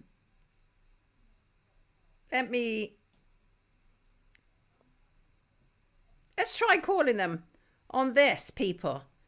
Let's see if this works. Call them crazy and be done. Let's see. I'm trying. Let's see. Hello? They've gone back out again. Let's see. Hold up a sign. No, Adair, at the end of stream, when we've got a chance, there will be links then. That's when we put them in. Oops. Oh, please come back in. Please come back in. It's, Oh, don't you just hate when these things happen? I hate when these things happen, especially when something like this. I really wanted to be able to cheer him on and hope they can try again, hopefully. Let's see. Okay. Hello there. Hello there. Hello there. Ah! Done it at last. Oh no, well you haven't actually, because you're on my mobile phone, which is a pain. So we were trying to get you to unmute on your Zoom recording. Right. Okay. So if you go back into Zoom, click on that link. Okay. And go back into Zoom. I've got them, people. I have got them on the phone, which is wonderful. Everybody wants to be able to tell Oliver, well done. Oh, hello. Hiya. Yeah. So you're coming back into Zoom, aren't you? You can tell this. You can tell this is live, everybody, can't you? And yeah. Contact has been made. Soul Sound. So any second. Have you clicked on that link again? I'm trying to. I don't know. I think she's planning. I don't know what link she's talking about. Right. Well, I'll tell you what. Let's not even bother. We can hear them. Kat, can you hear them? Okay. Let's bring Oliver to that screen. Let's do it. Let's bring him on this screen. If this is the best we can do, let's do it rather than miss him. Yeah. Are you just giving that a try? Are you giving that a try? Oops. I don't know what's happening. Right. You have to turn it back round, Teresa. I know. I'm sorry. We will get there eventually. Right, Teresa. What we're gonna? If you want to bring us back to that camera, so we can see Ollie, at least. Turn. Oh, that's it. That's what I need to do. That's it. No, turn it back. Yeah. Yeah. If that's it, let's have Oliver to that screen, can we? So we can get you close. Can you see him? Oh, look. I have to squash him. Can you see me now? We can see you now, everybody. It is Oliver Campbell, free at last. Ollie, how are you feeling, mate? Very excited, and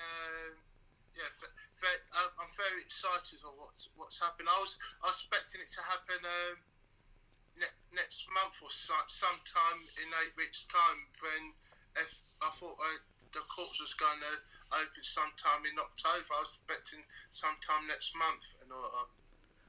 Well, what a pleasant surprise. Ollie, when I've talked to you before, when I've interviewed you before, you said that you can never get those years back. They've taken away some of your life. But what is... Definitely from 90... It started in 90. That's about, I think, around the Christmas, running up to the Christmas period, that running about... December time when they picked me up, it was like officially it's it's coming up to 34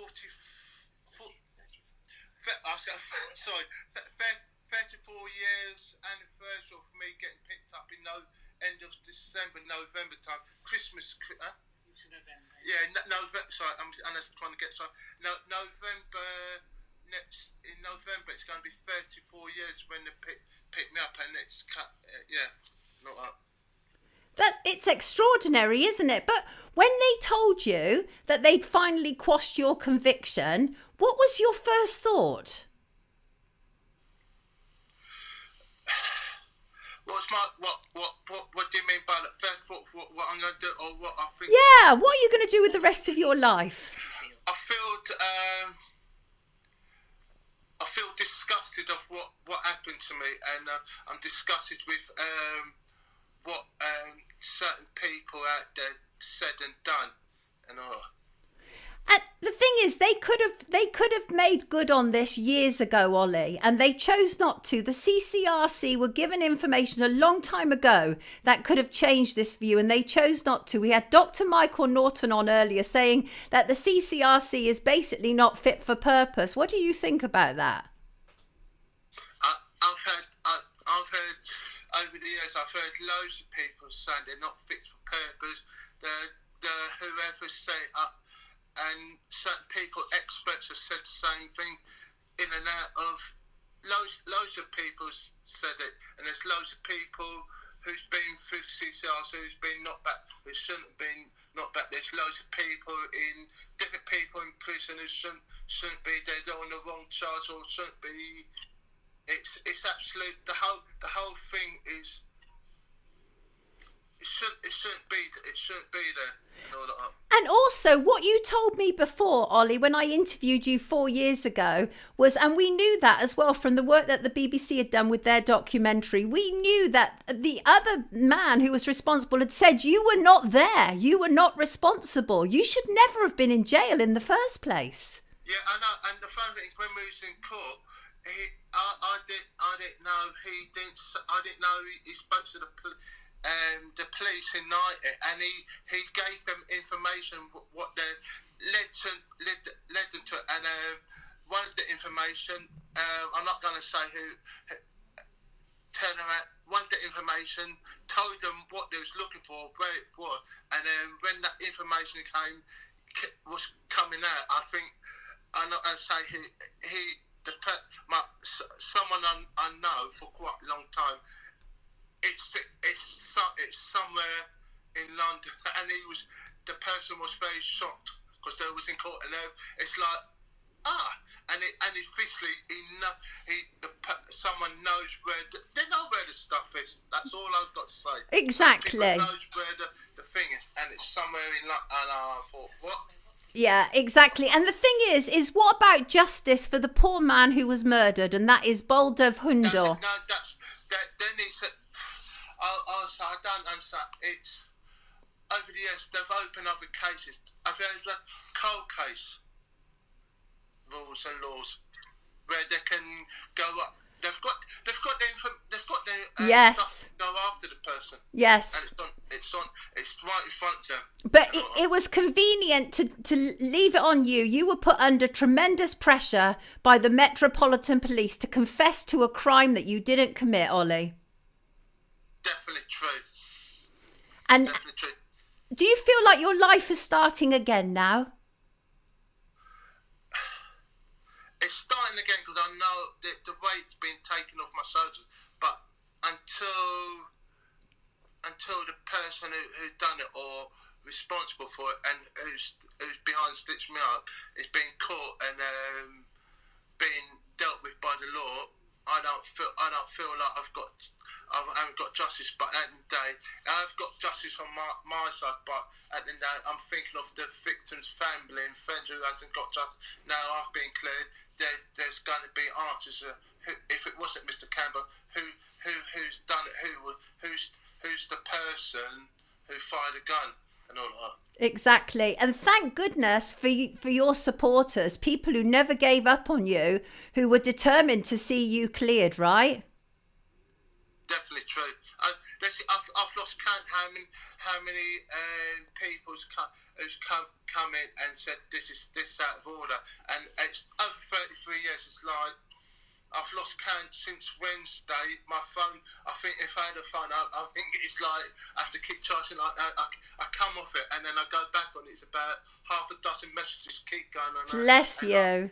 And everyone's saying the same thing. I said, I don't need to say anything. I say a little bit and I'm thinking, it's right in front of you. It's right in front. I've been saying it. And I think what is everyone's thinking, if it wasn't him, it's not it. If it wasn't Mr. Campbell, who is it? And I just turned and I said, and I told them my height, and they're looking at it, and you're looking at someone who's small, and my size, and then I said, remember the film? Did you remember the film, The BFG? Yes, I remember The Big Friendly Giant. Yeah, that's what I said. Let's look at that. You try and explain to someone that size, and then they're thinking, nah. I said, and then get a tape measure. And that's what I say. I only found that the height. What they said the person's done it. I'm officially 6 foot. This is from the doctors. Or I went to see a doctor the other day. He said I'm officially 6'2". Right. No, absolutely ridiculous. Listen, Ollie, we're so glad that you were able to join us, even on phone. I'm absolutely thrilled for you. Thank you very much. Genuinely thrilled for you. I think we have to do one of these, Ollie. One of those to represent. Yes, you deserve it, my friend. You absolutely deserve it. And thank you to all the people around you who have kept pushing for this over the years, even when things got difficult. You are an inspiration to us all. They picked on a vulnerable man who turned out to be a powerhouse at the end of the day. You never gave up. definitely true. I'm not gonna give up at all. No, I'm not going to give up. I'm that disgusted with the whole criminal justice system. I've lost faith. I've lost faith with all of it, and all. I don't, because that's what someone said. I've lost faith with the criminal justice system in and out. And that's all I've got to say. Ollie, let me read you some of the messages coming in for you. There's so many. Jacqueline says, Ollie, you're amazing. Pete says, best wishes, Ollie. Glad you are finally free. Em has real tears in her eyes, real tears. And Jean says, God love, so happy for him. We are so happy for you, Ollie, because it was such a grave injustice that was visited on you and poor Baldev Hundal. And let us hope now that justice can start. This, everybody, is Oliver Campbell. And this week, 3 judges finally realised what many people have realised for decades, and that is this man was not responsible for a murder of a shopkeeper in Hackney, London. Ollie, have a fantastic weekend. You deserve all good fit things, my friend. How are you going to spend it? That's enjoying it. Another things I would like to add on before you go. Yes. I'm up to doing another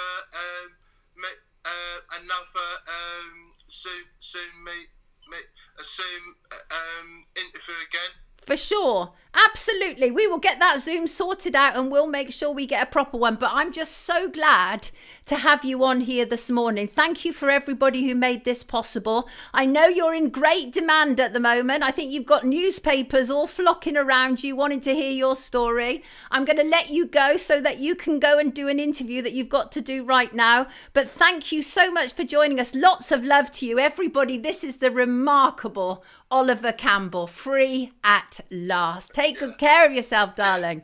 God bless you. Wonderful. Thank you so much. Thank you so much to everybody around you who's also made this possible. Take good care of yourself, Ollie. Yeah, bye. Bye. See you soon. Bye, sweetheart. Bye.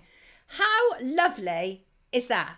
I'm sorry it wasn't ideal, obviously. Never is it? But who cares? At least we got him, right? We got him, and that makes me happy. And we don't want me completely all on the screen. Lord knows what I'm doing, people. Any idea? Let me just try and fix it. So, but I think that was absolutely lovely to have him with us, which I loved. I absolutely loved. This was low tech, but it worked out very well indeed, said Kat. Yeah, sometimes you just have to make do amend, right? Marshall said, Oliver is remarkable indeed. Who's John? Don't know who they're talking about there. Oh, love him, says Christine Smith. Absolutely. Love him. I don't know anything about this story. Couldn't find anything on Google when I put him. No, it's not Paul. It's Baldev. It's Baldev Hundal. And so the story is that Oliver was arrested and accused of the murder of Baldev Singh he was convicted in 1991.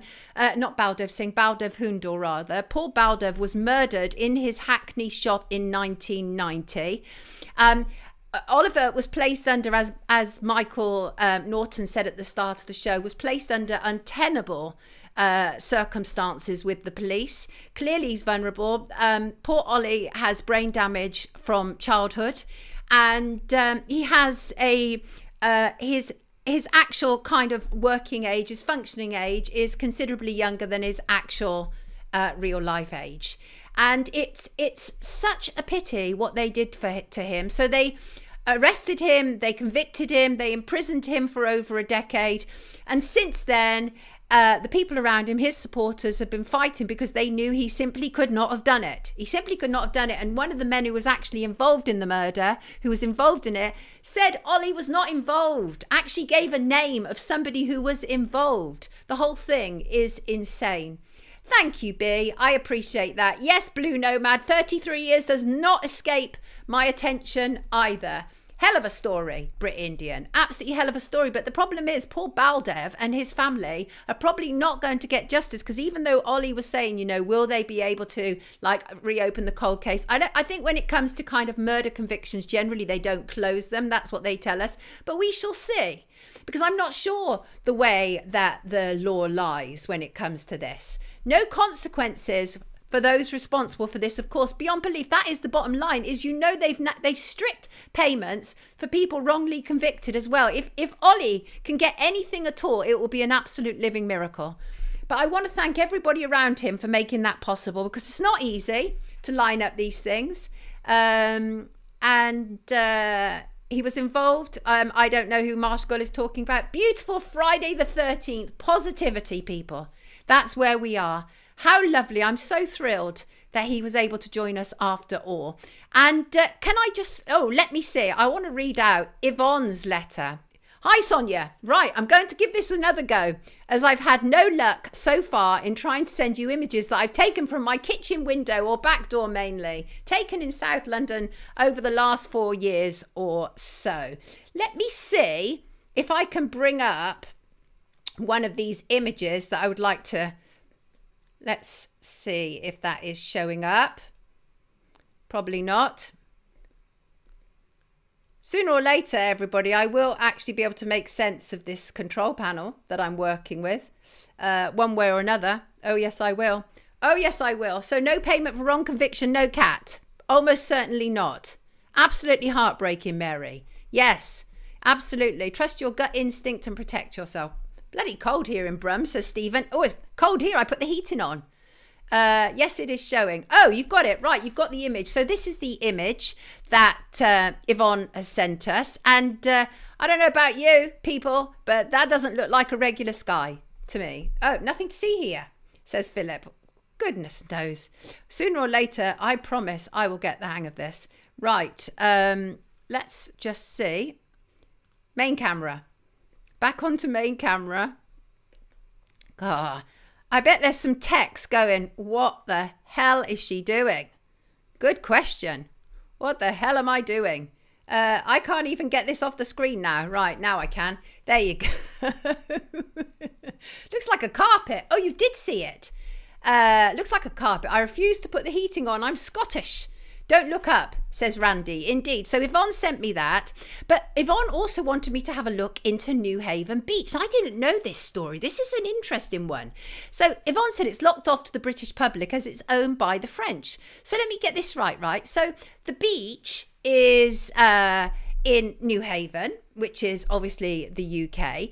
And I love it when viewers take me down a rabbit hole, and Yvonne took me down a rabbit hole, right? Because she thinks this whole thing with the beach is definitely dodgy, and I have to agree.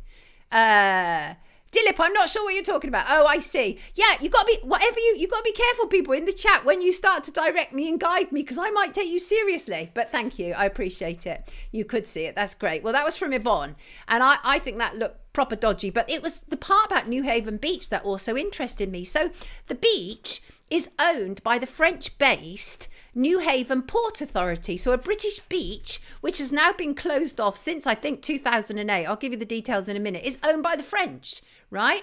And residents in Newhaven, in Sussex, they're fighting to regain access to their beach, which has been closed by the French owners. You can't make this stuff up, right? You can't make it up. And what happened? Why do the French own a British beach? Right? Why do the French own a British beach? In June 2001, Sea Containers sold Newhaven to the present-day French parent body, the Newhaven Port and Properties Limited. It's a UK-registered company and is still the statutory harbour authority, but it's owned by the French.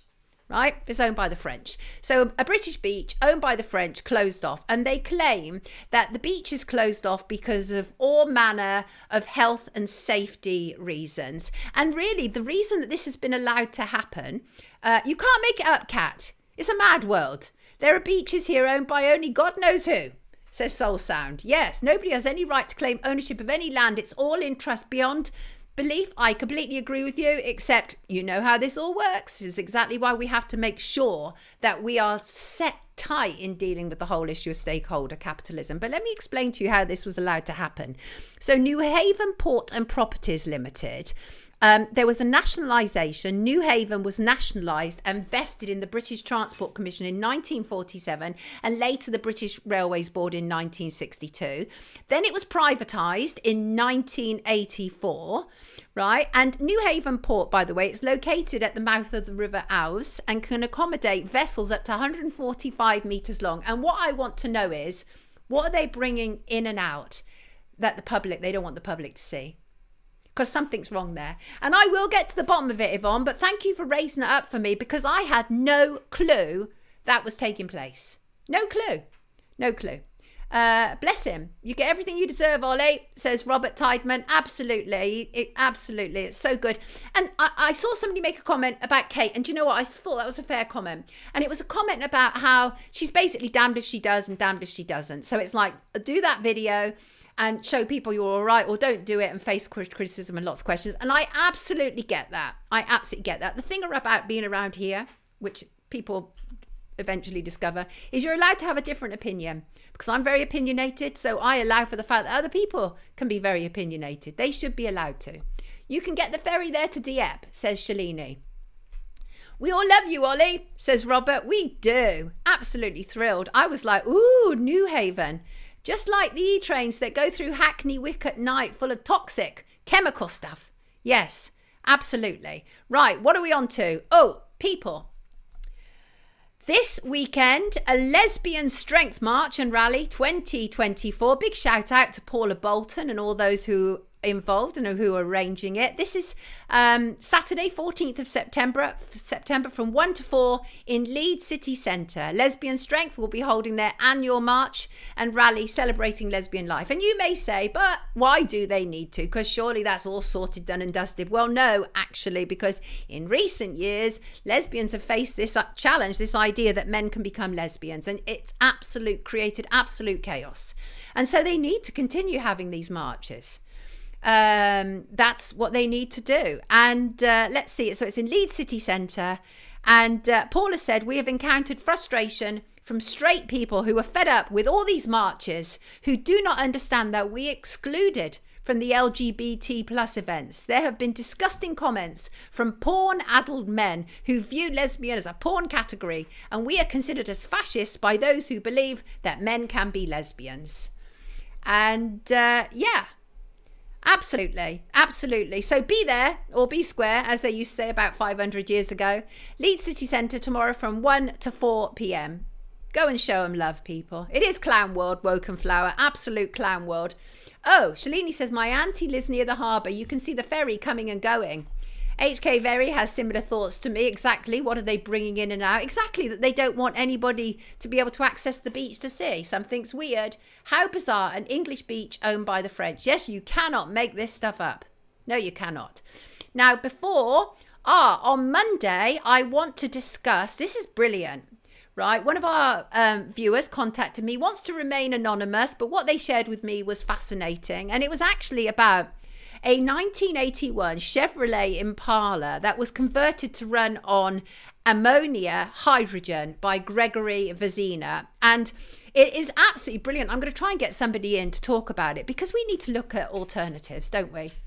Yes, MK Ultra. Sonia's episode 33 on Monday. Should be an interesting day for topics. I will try and make it so, as ever. But let us discuss that on Monday, about the ability for vehicles to run on ammonia hydrogen and why media and obviously the industry have long hidden it. We should be talking about that on Monday.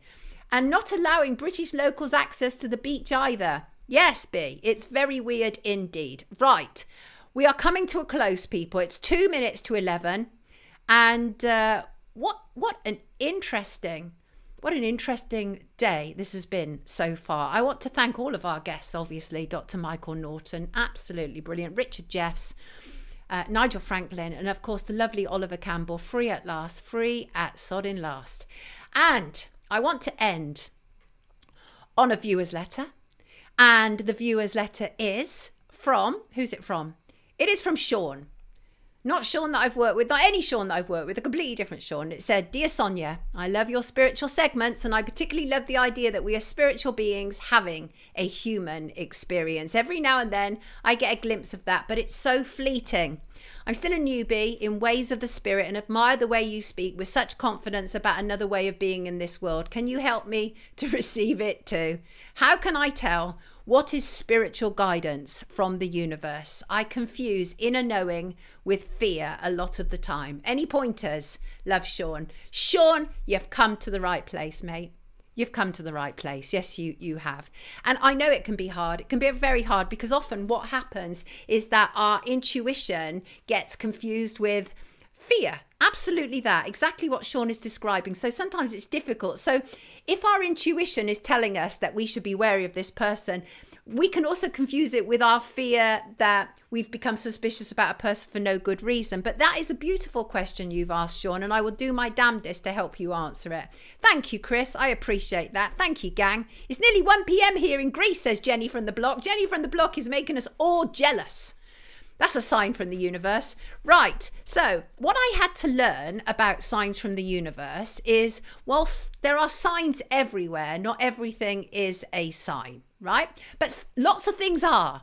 Synchronicity is often a sign. You know, when you suddenly think about somebody and then they call you or they text you or they message you in some way, that is a sign from the universe. That is not a coincidence. I absolutely consider that type of synchronicity to be a sign from the universe. Thank you, Julie. I appreciate that. I appreciate that a lot. Thank you, Marsh Gunn and London Lady and the whole gang. You're all amazing. Oh, Hamish is just talking about the Germans doing a similar situation with a beach, by the way. Interesting. So, the other thing, of course, is failures, quote unquote, are often a sign from the universe. And when I talk about failures, so for example, missing a bus, right? It could well be that you've been saved from something, or it could just be that you need to sort out your timekeeping. But it's still some kind of message, right? But oftentimes those things which appear to be failures, whether they are technological or a communication failure, those are often signs. So for example, say you get annoyed and you want to suddenly fire off an email to somebody, but it won't send. That absolutely, I would interpret that, Sean, as a sign from the universe that you might need to reconsider that email. And I have all of those moments. Yes, Soul Sam, we are already at the end. We already are. But the thing is, learning to receive spiritual guidance and messages from the universe is literally like learning to do anything, learning to walk, learning a new language. It's not easy. It should come naturally to us, but because of the world that we've been raised in, which has sought to dumb us down and take us away from our soul and from our spirit, it's hard. So we have to go through a number of doors before we can access it these days. So I absolutely get Sean's point about some of the issues that he's been dealing with. But remember that when it comes to the spirit, it is a journey. It's not a destination point. And so you want to enjoy it along the way. You don't want it to be a miserable experience as much as you can, right? But there are special instructions that you need to learn when you are looking for guidance from the universe. It does take some time. It's like anything. If you're learning a physical ability, it takes time for your muscles to develop. Well, the same thing about trusting your intuition, because I bet you if you're struggling to trust your intuition, that's because you've spent years ignoring yourself, ignoring that inner voice, or other people telling you that this is all woo-woo, it doesn't mean anything, all that sort of stuff. Some people obviously talk about a third eye, and which obviously goes in with the whole chakra system. And some people talk about a third eye being a gateway to receiving spiritual guidance. Some people talk about their solar plexus here in their gut. They feel it. They know when they are receiving a message. And where does it come from really? Well, it could come from a higher self, or it could come from a source, depending on how you think about it. But the point is, it still exists. We have the ability, I've always said this, right? And that is pretty much any questions that we choose to answer, we've already got the answer within, that we choose to ask rather, we've already got the answer inside of ourselves. I'm not talking about worldly affairs. I'm talking about things that involve us. We've already got the answer. We just need to find a way to access that answer. So whether you say this is coming from source, or whether you say it's coming from the universe, or whether you say it's coming from your spiritual guides, or whether you say it's coming from me, because me, I am the higher self. Either way, any of those things work as long as you start to recognize when higher things are talking to you. Because honestly, I don't believe for a second our purpose on earth is to be down in the gutter. Not at all. I believe our purpose on, well, we all have different purposes, right? I've talked before about how what I do is not so much a career as a calling, and I feel very much purpose driven to do this, but everybody has their own purposes. But the point is, it's coming from a high place. It absolutely is. And a high place that wants you to get the absolute most out of your life. This simulation, says Brett. Yes, some people believe it's like The Sims, right? What we're going through. And so here's the thing, is that if you really want to start receiving as best as you can, ask to receive. Ask, say, I really want to be open to the greater good, to a greater purpose, to what the universe wants to say to me, or to what my higher self wants to say to me. Show me some pointers. Help me to understand. Right? And one of the ways that you can do that is by acknowledging as soon as something happens. So, for example, yesterday I thought about somebody. Literally, this happened. I thought about somebody at like 2 minutes past the hour, and at 4 minutes past the hour, they had commented on a tweet, on one of my tweets. Right? That is not a coincidence. That is the synchronicity of, do I need to do something with that person? Is what that person's saying, is it really valuable to me? It must be in some kind of way. Otherwise, I wouldn't have got an early warning that they were about them. I literally had this person in my mind 2 minutes before they commented on one of my tweets, which they haven't done for ages. So that in itself, I thought was very interesting. And the human body in itself, obviously physical, one-dimensional, but there is far more to us. And we are constantly being driven back to this whole idea that we're only about the physicality. That's why you have all the situations where nobody likes their own face anymore, for the most part. You go on Instagram, who's got their own face anymore, right? Those Instagram models, they don't have their own faces. They don't have their own bodies. They're either all filtered or all nipped and tucked and stretched, right? Because everything is about the physical, but we need to get beyond the physical. We need to get beyond the physical. Thank you, Britt. Britt likes my eyes. Thank you. I appreciate that. And it's so good when you start listening and responding, because the benefits of listening to your higher self are numerous. First of all, you show up more powerfully in your life, right? Nobody will be in any doubt whatsoever who you are and what you bring to the table. You will also have a deeper understanding of self and situations. Your relationships will improve, unquestionably. You will also become more productive. You will get more creative ideas. We are creative beings. We absolutely are. You will be able to manifest your desires more easily once you start to be more in tune with the universe. Tell me what you're thinking in the comments about this. What's going on? My cat was sitting on a beanbag. I took photo because something said in my head, although only 3 years old, I'm going to lose her soon. She died 2 days later. Elaine, bless you. Bless you. What's going on? Is there something strange happening? People, this is so, I think we're on the final frontier, aren't we, in terms of sorting out the recordings. Now all we have to do is sort out the image of when I'm on screen on my own, right? So, and also the other thing about listening to your higher self or to the universe is you will start to see your reality as it is, unfiltered, and you'll start to see the world more clearly. The stuff that Richard Jeffs has just said, I might not have been able to have received that so easily 5 years ago. 10 years ago. But what he said now just makes absolute sense. It all slots together. And that is the other thing, of course, is when things all line up in a beautiful way. That's another way of knowing that the universe or your higher self is talking to you. And honestly, another way of knowing when you're being talked to is if a suggestion comes your way and your whole body says, I don't want to do this, don't do it. Absolutely don't do it. I think people have to start learning to listen to their higher self, because so many people go against what their higher self is trying to tell them. Yes, Martin, creativity is the key to fulfillment. I've been working on my spirituality a lot, says Healing, that now when I speak to someone who I've been thinking of, I end up feeling strong vibrations, and that's how I know I'll speak with them. Dilip's grandfather died last Friday. I heard his spirit pass over in a thunderstorm. Bless you, Dilip. God rest his soul. It's all right. All is well. You look and sound great. Your guests were on point. Thank you for this beautiful start to Friday the 13th. Thank you, Soul Sound. And thank you all for always being here. Really appreciate you. But let me just finish this, right? And that is validate yourself. Please validate yourself. So vital. Think back to the times in your life when you already made great choices. Okay? You already succeeded in unlikely circumstances. Remind yourself of it. Remember what I was talking about the other week? If you have to, get a jar, write this down, right? And pop it in the jar. So when you're having, I don't know, a down day, dip your hand in, take it out and go, oh yeah, of course, I did that. I overcame that. I won that. I did that. I succeeded at that. Absolutely. Gut instinct, folks, says Stephen. Really important. And the thing is, try not following your instinct, right? The next time you get an instinct about something that tells you not to do it, try not following it, see what happens. But I prefer you not to. That's just an experiment, right? But the most important thing, Sean, is to relax and have fun with it. I don't believe for a second that the universe is there to harm us. Our higher self is not there to harm us unless we're psychopaths or sociopaths, in which case it will eventually turn on us. But I think for the most part, most people aren't, right? So the point is that this world can be good. Much of it can be good, right? I am aware of all the injustices. That's why I do the job I do. But I also know how vital it is to balance that out and accept and appreciate good things. Yes. Tara is advising people not to buy from places. Oh, yeah, absolutely do.